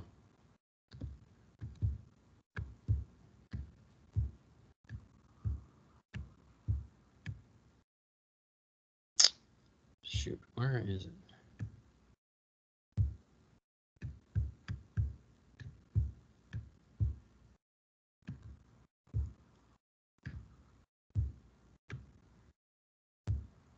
There it is. House faces. House faces is not a requirement, but I will tell you that there are certain people that it's very, very, very important which direction the house faces. Okay, so you all have on your cell phones, you have a compass app. Okay, so I would spend 20 seconds with the compass app, standing on the front porch, facing away from the house, and figure out which way the house faces. Now, some people have the compass thing on their mirror in their car. So when you pull in the driveway, remember that it's the opposite. So if your car is facing north, when you're facing the house, it's actually south. But if you are compass challenged, so you don't know what the opposite of southwest or southeast is, pull out your compass app and feel. I know it's not required, but I'm telling you, it will help agents out there and their clientele who are looking for houses that face specific directions because it's part of their feng shui belief system and what they need to find in a house. So do yourselves that favor. Wow, 118. I went 3 minutes over, y'all. I'm sorry. Hopefully this was helpful. This stuff is you know, the lifeblood of our business, both the buyer's packet and the listing packet. We will be doing listings the 2 Saturdays after Thanksgiving. The Saturday after Thanksgiving is going to be zip forms, and if I can fit CMAs into that, otherwise we'll do it when we do the listing class, because I've had a few people ask about CMAs. But we're going to do zip forms and DocuSign Saturday after Thanksgiving. We're not meeting this Thanksgiving Saturday. You guys get a break. We all get a break. It's a nice holiday. Good time to be showing houses. Any questions from the folks online? Travis, Tanya? No question. All right, cool. Well, thanks y'all for being here. Appreciate you participating. Tanya, you good? I'm good. Thank you. Thanks for being here. I appreciate y'all, and I will see you sometime this week. If anybody's in the building or anybody online has not gotten their key fob from me yet, make sure you see me if you need to get it before the holiday weekend, because you may need to get in the building. Thanks for being here. I'll post the recording on YouTube. Thanks again for being here, y'all.